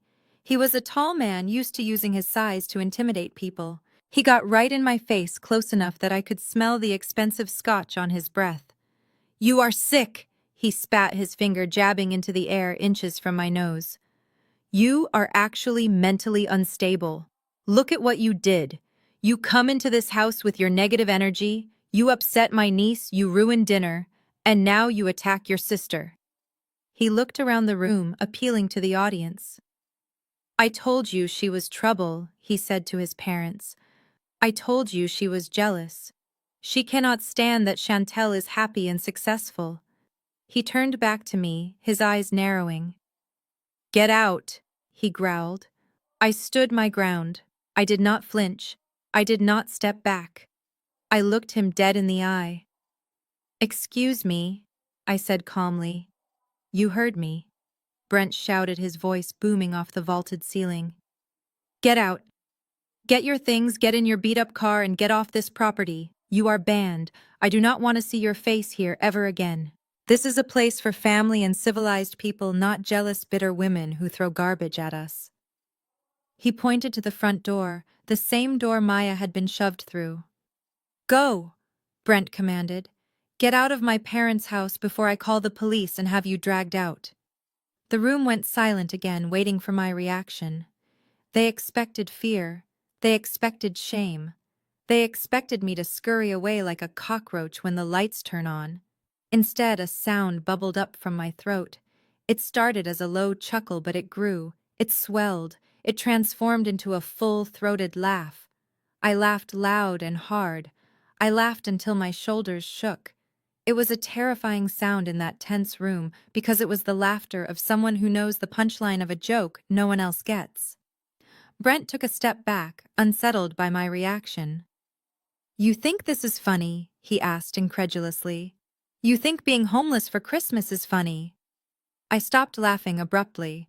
The smile vanished from my face as if it had been wiped away by a cloth, leaving only cold, hard granite underneath. I tilted my head to the side, looking at him with mock confusion. I am sorry, Brent, I said, my voice dropping to a dangerous register. I think I misheard you. I took a step toward him, forcing him to retreat.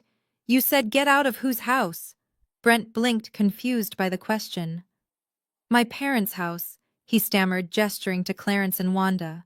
My future in-law's house. The house where I am going to raise my children. Now get out. I shook my head slowly, clicking my tongue against my teeth. Tisk, tisk, tisk. That is embarrassing, Brent.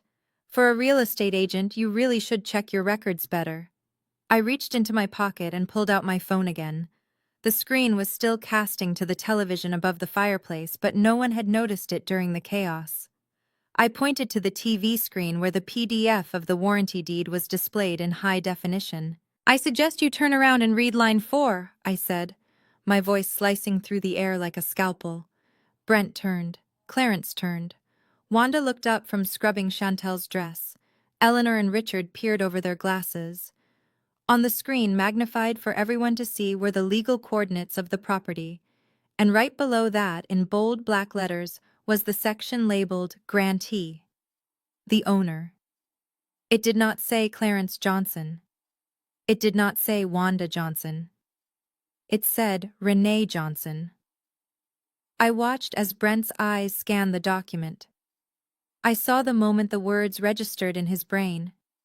His mouth opened slightly, but no sound came out. His face went from red to a pasty shade of gray. You see, Brent? I said, stepping into his personal space, reclaiming the air he was breathing. You cannot kick me out of this house, because you are standing in my living room. You are drinking my scotch. You are warming your hands by my fire. And that table you had your feet on earlier, that is my table. I looked over at my parents, who were now frozen in horror. So let me ask you again, Brent, I said, my voice ringing with the finality of a judge's gavel. Whose house is this? The 65-inch television screen flickered for a moment, transitioning from the ambient fireplace loop to the stark high-contrast image of a legal document. The sudden shift in lighting cast a cold, clinical blue glow over the room, washing away the warm holiday atmosphere. Everyone blinked, adjusting their eyes to the brightness. The silence in the room was no longer the silence of awkwardness. It was the silence of confused anticipation. I watched Brent's eyes narrow as he squinted at the screen.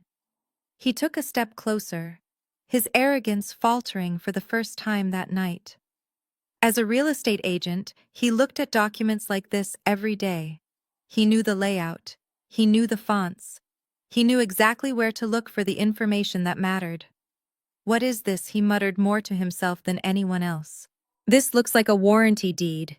It is a warranty deed, Brent, I said, my voice projecting clearly from the center of the room. It is the warranty deed for the property located at 429 Oak Creek Drive, the property you are currently standing in. I walked over to the television, standing next to it, like a professor giving a lecture. I tapped the screen, pointing to the top section.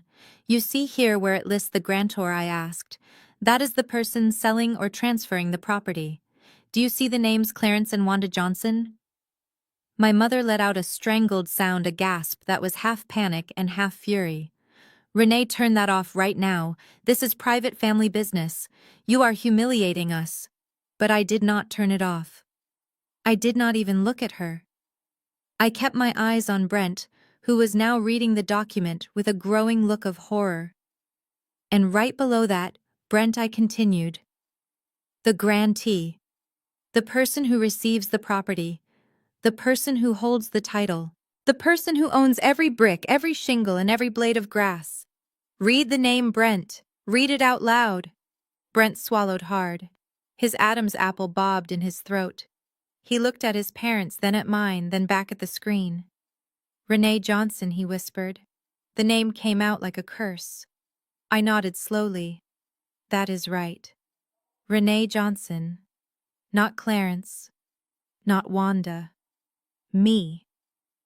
I turned to face the room, fully addressing the stunned audience.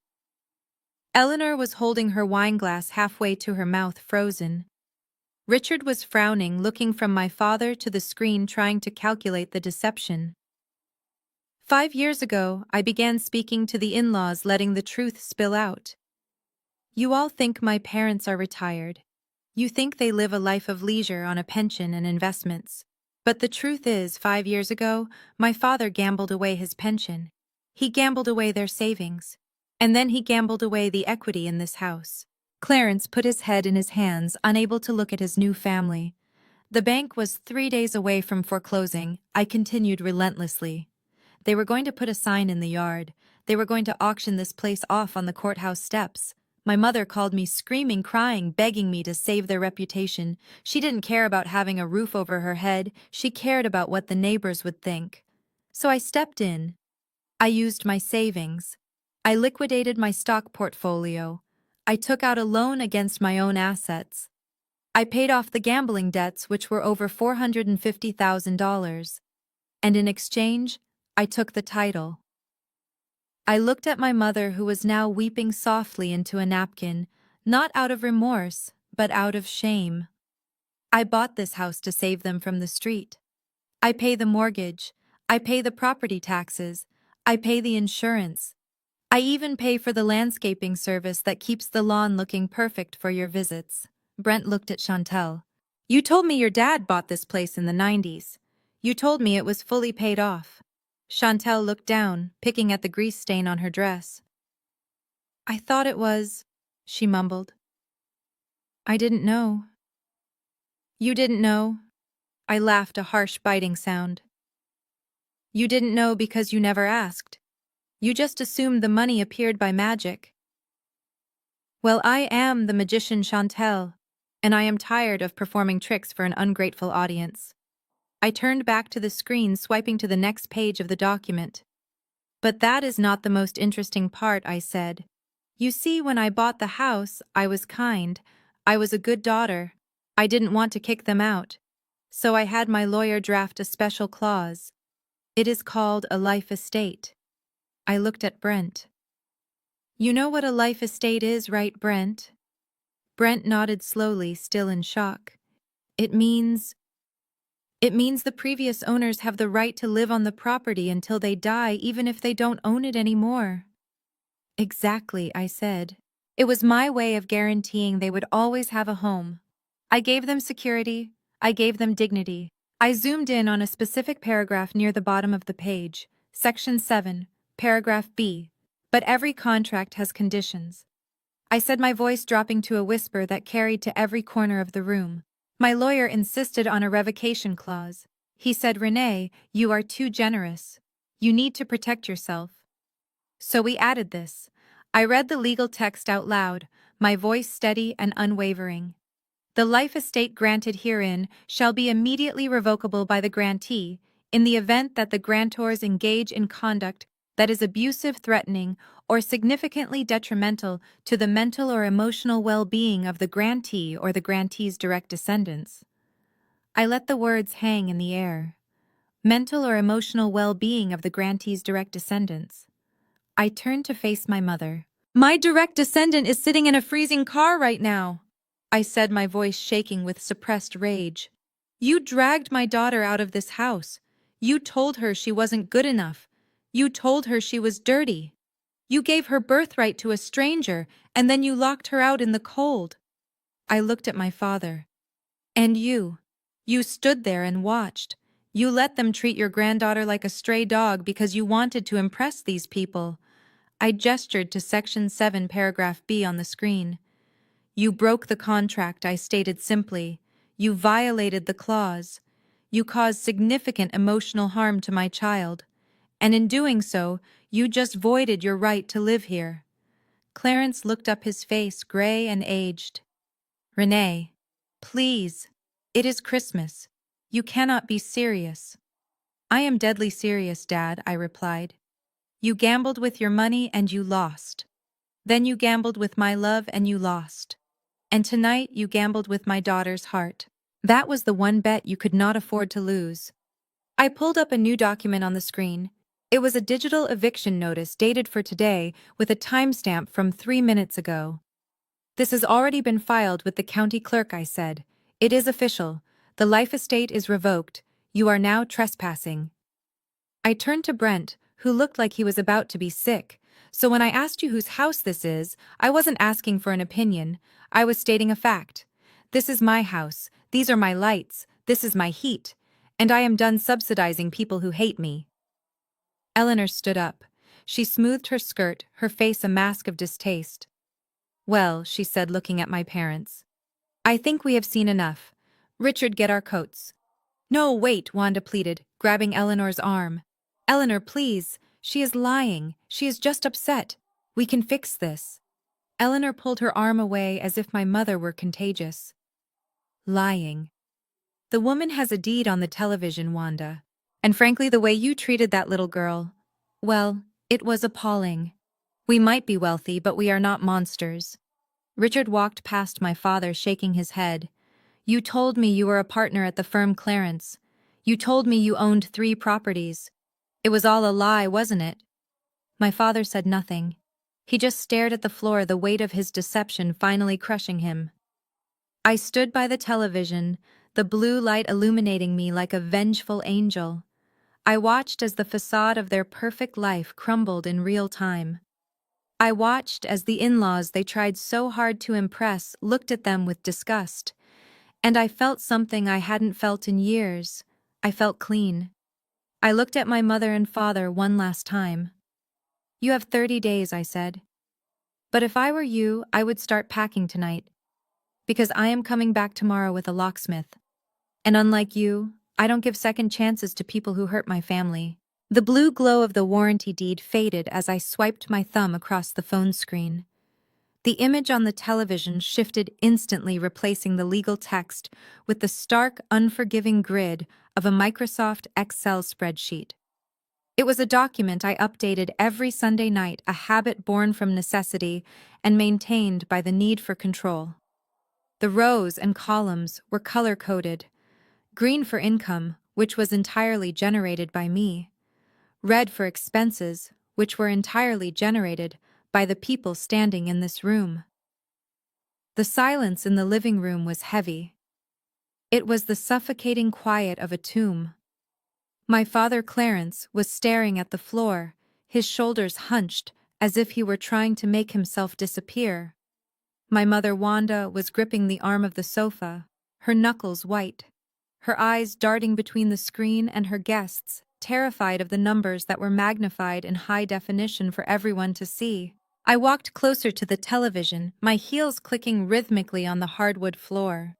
The sound was sharp, like a metronome counting down the remaining seconds of their dignity. I pointed to column A, row 12. Let us start with the garage. I said, my voice smooth and conversational. Richard, you mentioned earlier how much you admired my father's Lexus. You said it was a sign of a man who appreciates quality engineering. Richard shifted uncomfortably in his chair, pulling at his collar. Well, yes. It is a fine automobile. I nodded. It is. And it costs $800 a month to lease. I tapped the cell on the screen, highlighting the recurring payment to Lexus Financial Services. You see, Dad told you he handles his own finances. He told you his consulting business is booming. But if you look at the source of funds column right here, you will notice something interesting. The money does not come from Clarence Johnson Consulting. It comes from Renee Johnson Personal Checking. I turned to look at my father. Dad, you haven't paid a car note since 2019. Every time you drive to the golf course, every time you pull up to the valet stand to look important, you are driving a car that I pay for. You are burning gas that I bought. You are living a luxury car commercial on a bus pass budget. Clarence made a small noise in his throat, a pathetic whimper of protest, but he did not speak. He could not. The numbers were right there in black and white. I swiped up on the screen, scrolling down to the credit card section. And let us talk about yesterday. I looked at Chantel. She was still dabbing at the grease stain on her dress, but she froze when I said yesterday. She knew what was coming. She knew exactly what she had done. I zoomed in on a transaction dated December 24th. Serenity Luxury Spa, I read aloud. $850. I turned to the room, addressing Brent directly. Your fiancé told me she needed this spa day to look perfect for you. She said it was an investment in the family's image. She got the gold facial, the hot stone massage, and the deluxe pedicure. It sounds relaxing, doesn't it? Brent looked at Chantel, his expression hardening. You told me you paid for that with your bonus money from your influencer brand deals. I laughed. A dry, humorless sound. Influencer deals, Brent. Chantel has not made a dime from social media in 6 months. She stole my emergency credit card, the one I gave Mom for fixing the water heater or repairing the roof. She took it, and she spent nearly $1,000 to pamper herself while I was working a double shift at the warehouse. I walked over to Chantel, standing over her. You look expensive, Chantel, I said softly. Your skin is glowing. Your nails are perfect. And every inch of that beauty is stolen property. You are wearing my money. You are literally wearing my hard work on your face while you sit there and call me the help. Chantel began to cry. Not the fake pretty tears she used to get her way, but ugly gasping sobs of humiliation. She covered her face with her hands, trying to hide from the glow of the television screen. But I was not done. I had one more receipt to show, the most painful one of all. I scrolled to the bottom of the spreadsheet to the section labeled Holiday Expenses. And finally we have tonight, I said, gesturing to the dining room where the remnants of the feast were still sitting on the table. Whole Foods Market, the wine cellar, the florist, total cost $1,532. I looked at Eleanor. Mrs. Anderson, you complimented the wine earlier. You said the vintage was exquisite. You were right. It is a $200 bottle. And the prime rib, you said it was restaurant quality. It should be. It cost more than my weekly grocery budget for myself and my daughter. I walked to the center of the room, standing between the two families. You sat at that table and you praised the food. You praised the wine. You praised the atmosphere. But not once did any of you ask who paid for it. You just assumed that because you were served on fine china, the people serving you could afford it. I turned to face Eleanor and Richard directly. My voice dropped, losing its sarcasm and becoming deadly serious. You think you are merging families with a wealthy, successful clan? You think my parents are your peers. You think they are pillars of the community. I pointed at my parents, who looked like they were shrinking into the furniture. They are not your peers. They are destitute. They have zero savings. They have zero equity. They have zero income. The only reason they are not living in a state-assisted housing facility is because I have been propping them up for 5 years. I took a deep breath, letting the reality sink in. They are acting rich, Eleanor. It is a costume. Just like a Santa Claus suit at the mall. They put it on to fool you. And the person paying for the costume, the person stitching it together, the person keeping the lights on so you can admire the sparkle, is the daughter they just kicked out into the cold. I pointed toward the garage door, toward the mudroom where I had sat just 20 minutes ago. You asked me to get you ice. You treated me like a servant. But the truth is, I am the bank. I am the employer. I am the landlord. I looked at Brent, who was staring at his shoes, his face pale. You called me jealous, Brent. You said I was bitter. I smiled a cold, terrifying smile. I am not jealous of you. How could I be jealous of a man who is about to marry into a bankruptcy case? I am not bitter. I am exhausted. I am exhausted from carrying dead weight. I tapped the phone screen one last time, turning the display off. The room plunged back into semi-darkness, illuminated only by the dying fire. So no, I concluded. I am not the help. I am the golden goose. And you just slaughtered me for a dinner you couldn't afford. The silence that followed was absolute. It was broken only by the sound of Richard clearing his throat. He stood up slowly, buttoning his tight blazer with a look of utter disgust. But he wasn't looking at me. He was looking at Clarence. Clarence, Richard said, his voice icy. I think we have been misled. He turned to his wife. Get your coat, Eleanor. We are leaving. But Richard, Wanda cried, jumping up. We haven't had dessert. Please don't go. This is all a misunderstanding. Renee is just having an episode. Richard ignored her. He walked past my father without making eye contact. There is no misunderstanding, Wanda, he said. The math is on the screen. And I do not do business with frauds. He looked at me as he passed. He nodded once. A short, respectful nod. The kind of nod one shark gives to another.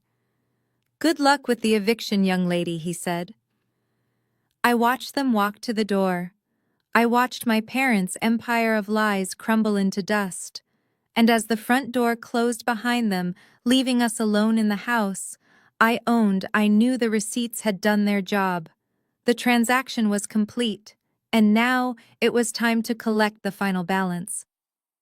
The heavy front door clicked shut, sealing the exit of the wealthy in-laws and leaving a suffocating silence in its wake. The performance was over.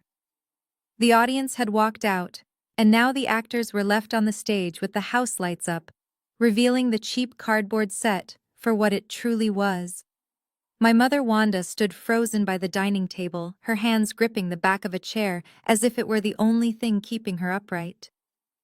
My father Clarence had sunk onto the sofa, his head in his hands, the picture of a defeated man. Chantel was still weeping softly, but the sound was muffled by the realization that her golden ticket to a life of leisure had just walked out the door in disgust. But I was not looking at them. I was looking at my phone screen, where the blue icon of my smart home application glowed with waiting potential. For years, this app had been a tool of convenience. I used it to make sure the house was warm for them when they woke up. I used it to turn on the porch lights so they would feel safe coming home at night. I used it to ensure their internet was fast enough for Chantel's streaming and my father's sports games. I had used technology to wrap them in a cocoon of comfort. Now I was going to use it to strip that cocoon away, layer by layer. You ruined everything, Wanda finally whispered, her voice trembling with a mix of shock and venom. She turned to face me, her eyes red-rimmed and wild. Do you have any idea what you just did, Renee? You just destroyed your sister's future. Richard and Eleanor will never let Brent marry her now. You humiliated us. You exposed us. Why? Why would you do something so hateful?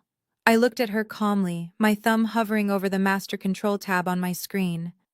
I did not destroy anything, Mom. I said, my voice steady. I just turned on the lights. If the room looks ugly, that is because you filled it with garbage, not because I flipped the switch. But you want to talk about hateful. Let us talk about hateful. Hateful is locking a 12-year-old girl outside in 30-degree weather because she wanted a hug. Hateful is giving her heirloom necklace to a stranger. Hateful is eating a $300 roast while your granddaughter eats cold chicken next to a litter box. I tapped the first icon on my screen. The Wi-Fi symbol. Chantel suddenly gasped, looking down at her phone. Wait, what happened? My signal just dropped. I was trying to DM Brent. Mom, the internet is gone. That is the first layer, I said. The connectivity. You use the internet I pay for to post lies about your life. You use it to ignore your family. You use it to shop with money you do not have. Consider it a detox. I tapped the next icon. The garage door security lock. A heavy mechanical clank echoed from the side of the house, followed by the beep of the electronic deadbolt engaging. "What was that?" Clarence asked, lifting his head. "That was the garage door locking," I explained. "And the internal door to the garage locking as well. You see, Dad, I know you. When things get hard, you like to get in that Lexus I pay for and drive away. You like to run from your problems. Well, tonight, you are going to sit in them. You are not going anywhere until we are finished here." "Renee, stop this!" Wanda screamed, rushing toward me. "Give me that phone! You are acting like a tyrant." I took a step back, holding the phone out of her reach. "I am not a tyrant, Mom. I am the homeowner, and I am just adjusting the settings to reflect the current status of the residence." I scrolled down to the environmental controls. The Nest thermostat was currently set to a cozy 72 degrees. The little orange circle on my screen looked warm and inviting. "You said there was no room for us at the table," I said, my thumb circling the temperature dial. "You made my daughter sit in the cold draft of the mudroom. You sent her out to a freezing car." I slid the digital dial down. 70, 65, 60, 55, 50. I tapped confirm. Immediately the hum of the furnace, which had been a constant comforting background noise, cut out. The silence that followed was heavy. The vents stopped pushing warm air. The house, which was built with high ceilings and large windows, would begin to bleed heat rapidly in the winter night. "I hope you have some sweaters," I said coldly. "Though I suppose you can burn all that wrapping paper in the fireplace if you get desperate. Just be careful not to damage the flue. I would hate to have to deduct repairs from your security deposit." "Oh wait, you did not pay a security deposit." Brent, who had been standing near the window staring out into the darkness, finally turned around. He looked pale.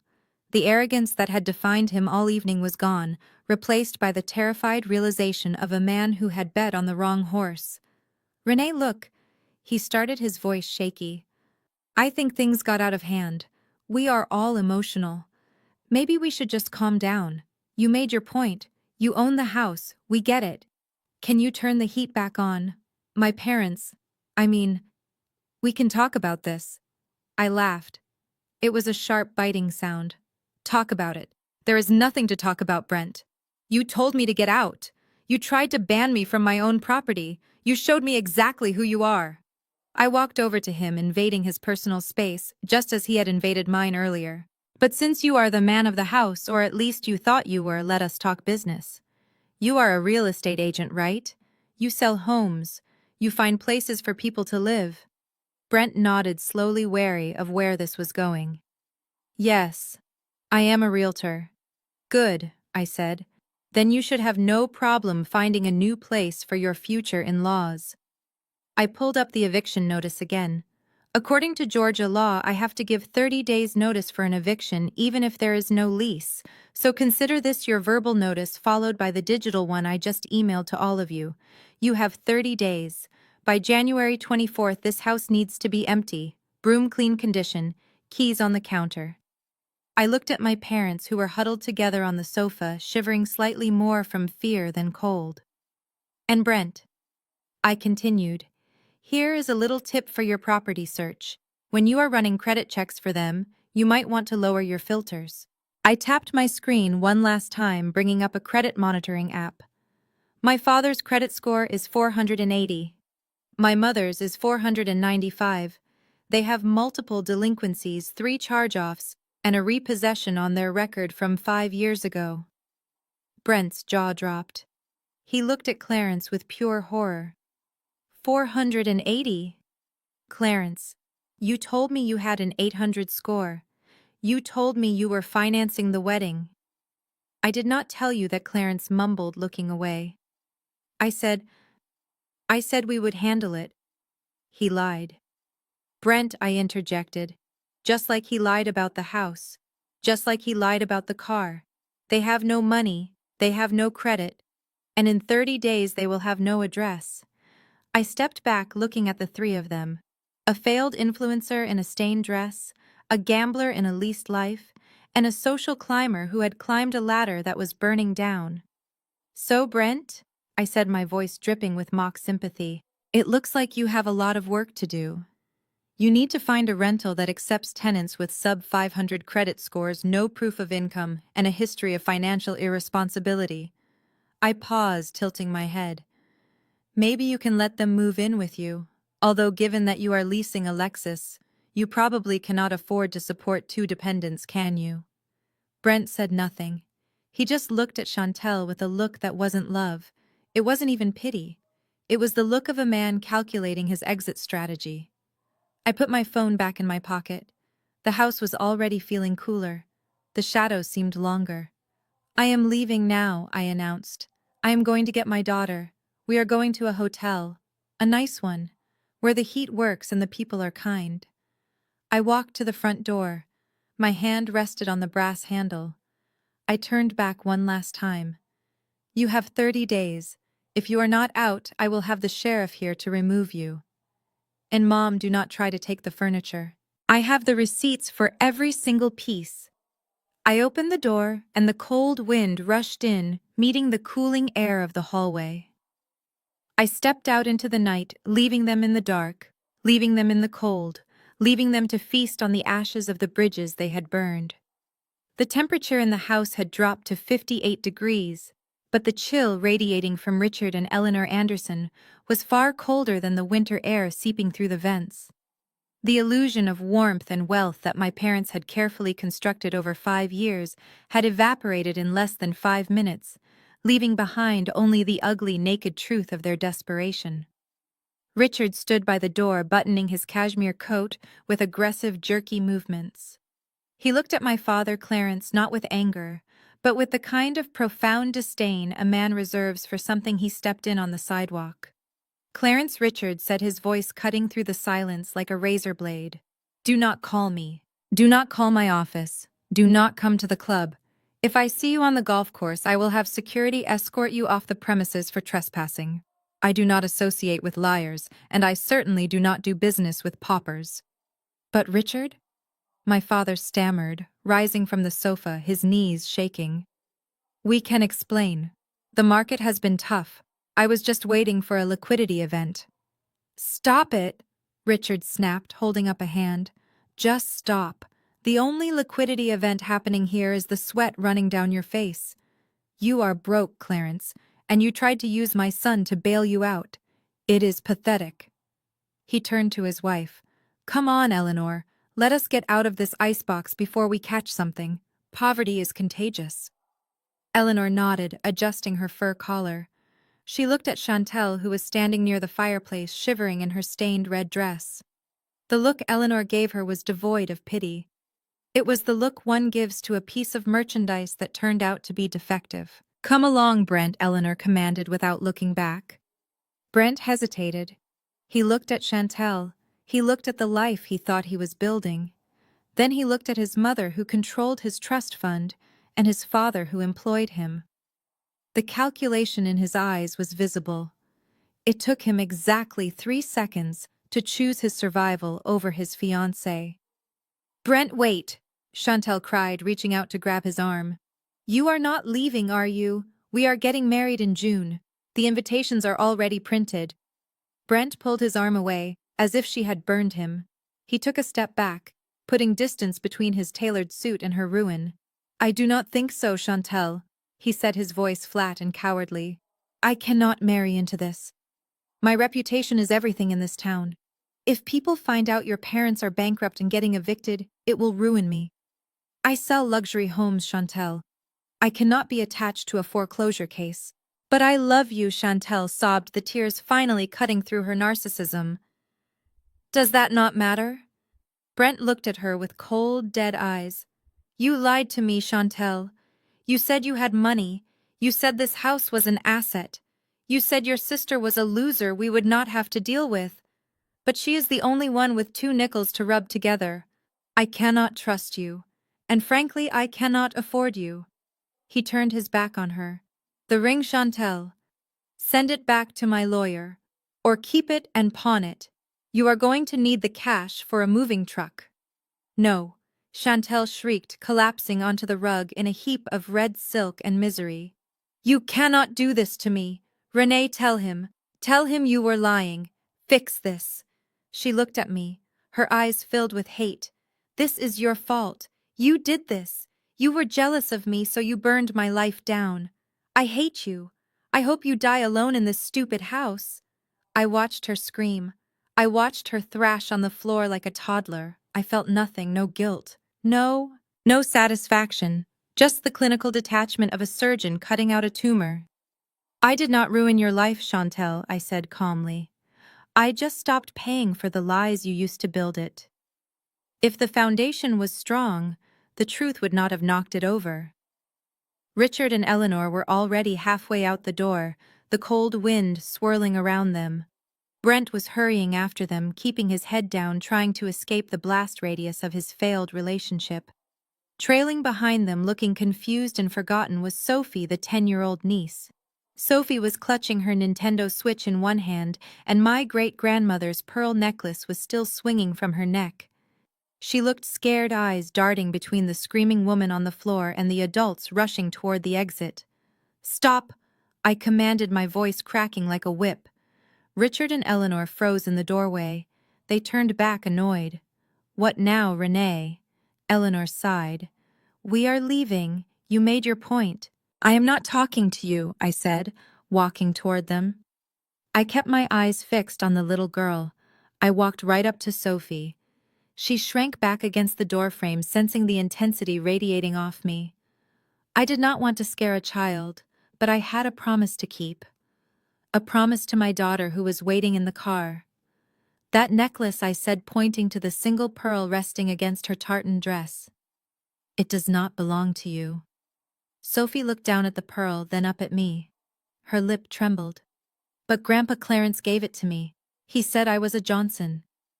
"Grandpa Clarence gave away something that wasn't his to give," I said, my voice firm but not shouting.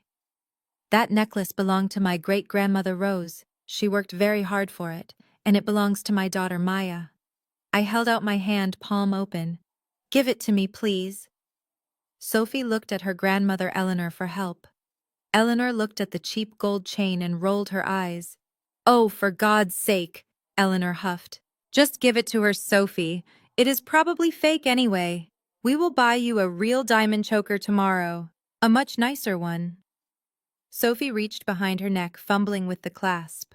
Her small fingers struggled with the tiny mechanism. I did not help her. I waited. I watched. I needed to see the transfer. I needed to see the physical act of them relinquishing their claim on my history. Finally, the clasp clicked open. The pearl slid into Sophie's hand. She dropped it into my palm. The metal was warm from her skin. It felt heavy. Heavier than a piece of jewelry should be. It carried the weight of 4 generations of women who had survived in dignity, so I could stand here today and demand respect. "Thank you," I said, closing my fingers around the pearl. "Now get out of my house." Richard grabbed Sophie's hand and yanked her out the door. Eleanor followed, her nose high in the air, sniffing disdainfully at the cold foyer. Brent was the last one out. He paused for a fraction of a second, looking back at the warm glow of the kitchen he would never eat in again. Then he met my eyes. "You are a monster, Renee," he whispered. I smiled. It was the smile of the wolf who had just eaten the hunter. "Maybe," I said, "but at least I am a monster with a mortgage paid in full." I stepped forward and slammed the heavy oak door in his face. The sound reverberated through the entryway, a final decisive boom that signaled the end of an era. I threw the deadbolt. Click. I threw the secondary lock. Click. I turned around, leaning my back against the door. The house was quiet. The only sound was Chantel sobbing softly in the living room, and my father pouring himself a drink in the dark. The air was getting colder by the minute. I opened my hand and looked at the pearl. It glowed softly in the dim light of the foyer. It was safe. Maya was safe. And for the first time in my life, I was free. I pushed off the door and walked past the living room without looking at the wreckage of my family. I had one more stop to make before I left this house for good. I needed to get my daughter and take her to a place where she would never have to sit at a plastic table again. The walk from the front door to my Range Rover was the longest and shortest walk of my life. The gravel crunched loudly under my boots, a stark contrast to the silence I had left behind in the house. The wind was biting, whipping my hair across my face, but for the first time in years I did not feel the cold. I felt a burning, radiating heat in my chest, the fire of a woman who has finally burned down the prison she built for herself. I reached the car and unlocked it, the lights flashing a welcome in the darkness. Maya was sitting in the front seat, huddled in her coat, her face pressed against the glass. When I opened the door, she jumped, her eyes wide and fearful, searching my face for signs of defeat. She expected her mother to come back broken. She expected us to go back inside and apologize. She expected the cycle to continue because that is all she had ever known. But I was not broken. I was whole. I slid into the driver's seat and closed the door, shutting out the world. I turned to my daughter. Her cheeks were stained with dried tears and she was shivering. "Mom," she whispered, "are we going back? Did Grandma say we could come in?" I reached into my pocket and pulled out the single pearl on the gold chain. It caught the light from the dashboard, glowing softly in the dark car. I took Maya's hand and pressed the necklace into her palm. Her fingers curled around it instinctively. "We are never going back, Maya," I said, my voice fierce and steady. "And you do not need their permission to be a Johnson. You are the heir. You are the legacy. This belongs to you, not because they gave it to you, but because I took it back." Maya looked at the pearl, then up at me. A slow realization dawned in her eyes. The fear began to recede, replaced by awe. I started the engine. The powerful rumble of the motor felt like a beast waking up. I put the car in reverse and backed out of the driveway. I did not look at the house. I did not look at the windows to see if they were watching. I simply shifted gears and drove away, leaving the darkness behind us. "Where are we going?" Maya asked as we merged onto the main road. I smiled. "The St. Regis," I said. "I just booked the presidential suite. And we are going to order room service. Lobster steak, chocolate cake. Whatever you want. We are going to have our own Christmas dinner, Maya. And nobody is going to tell us where to sit." That night in the hotel room, surrounded by silk sheets and eating filet mignon on a white tablecloth, Maya looked happier than I had ever seen her. We laughed. We watched movies. We jumped on the bed. For the first time on Christmas, we were not walking on eggshells, we were dancing on them. 3 months have passed since that night, and the landscape of our lives has changed completely. I followed through on every single threat I made. The eviction notice was served the next morning. My parents tried to fight it. They called relatives trying to shame me. They told everyone I was ungrateful and cruel. But then I posted the receipts. I didn't post them publicly, I just sent them to the family group chat. The car payments, the mortgage statements, the credit card bills. The silence from the extended family was immediate. Nobody wanted to defend moochers when the math was staring them in the face. They moved out on January 24th. The house was sold 2 weeks later. The market was hot, and I walked away with a profit of $230,000 after paying off the remainder of the mortgage. I put that money into a trust fund for Maya. The money they tried to steal from her future is now locked away, earning interest for her college tuition. My parents are currently living in a 1-bedroom apartment on the outskirts of town. It is a grim complex with thin walls and no security gate. My father had to sell his golf clubs to pay the deposit. My mother has stopped going to church because she is too ashamed to face her friends without her designer clothes and luxury car. They call me sometimes, leaving weeping voicemails about how hard their life is. I do not listen to them. I just hit delete. And Chantel, my golden sister, the influencer, reality hit her the hardest. Brent broke up with her via text message 3 days after Christmas. He is now dating a dermatologist from Buckhead. Chantel had to get a job, a real job. She is working as a waitress at a diner near the airport.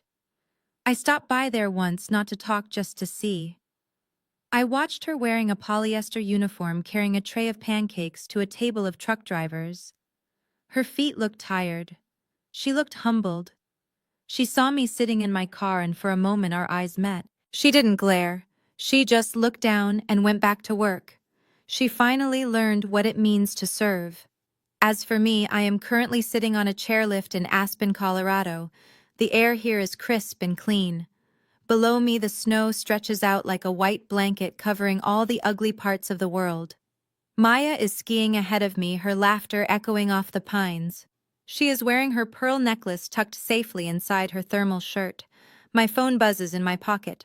I pull it out. It is a text from a number I deleted but recognize. It is my mother. Renee, please call us. We miss you. The apartment is so cold. We are family. You only get one mother. Please let us come home. I stare at the words. A year ago, this text would have made me cry. It would have made me feel guilty. It would have made me open my wallet and my door. But today I feel nothing. I feel the wind on my face. I feel the sun on my skin. I feel the peace of a bank account that is mine and a life that is free. I do not reply. I do not type a justification. I simply tap the info icon. I scroll down to the bottom in red letters. Block this caller. I press it. The message disappears. The connection is severed. I put the phone back in my pocket and pull my goggles down. The lift reaches the top of the mountain. I slide off my skis, cutting into the fresh powder. I look down at the slope ahead. It is steep, fast, and exhilarating.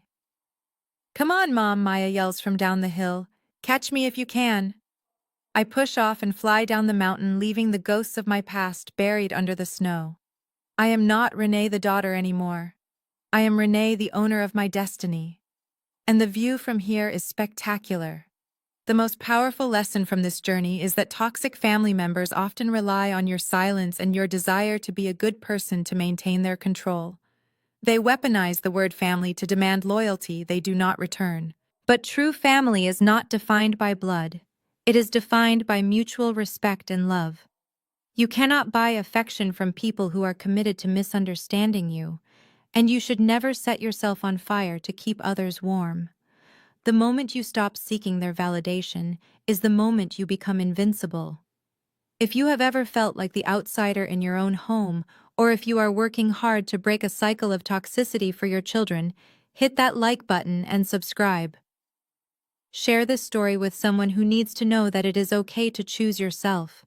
Your peace is worth more than their approval. Thank you for watching. And remember, you are the architect of your own life, so build something that makes you proud.